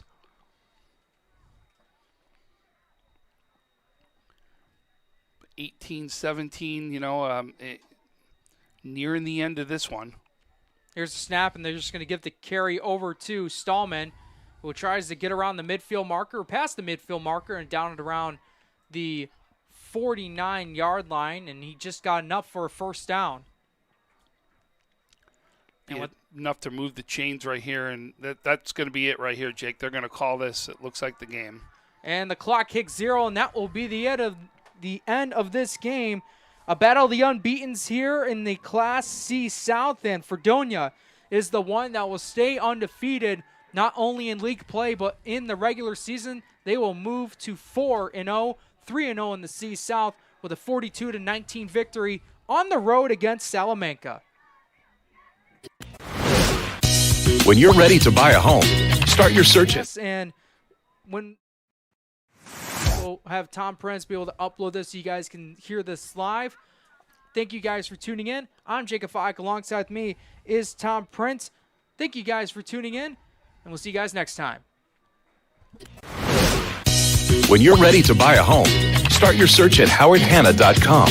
You'll be the first to see new listings, find similar properties, and connect with a local Howard Hanna agent. Get started today at howardhanna.com.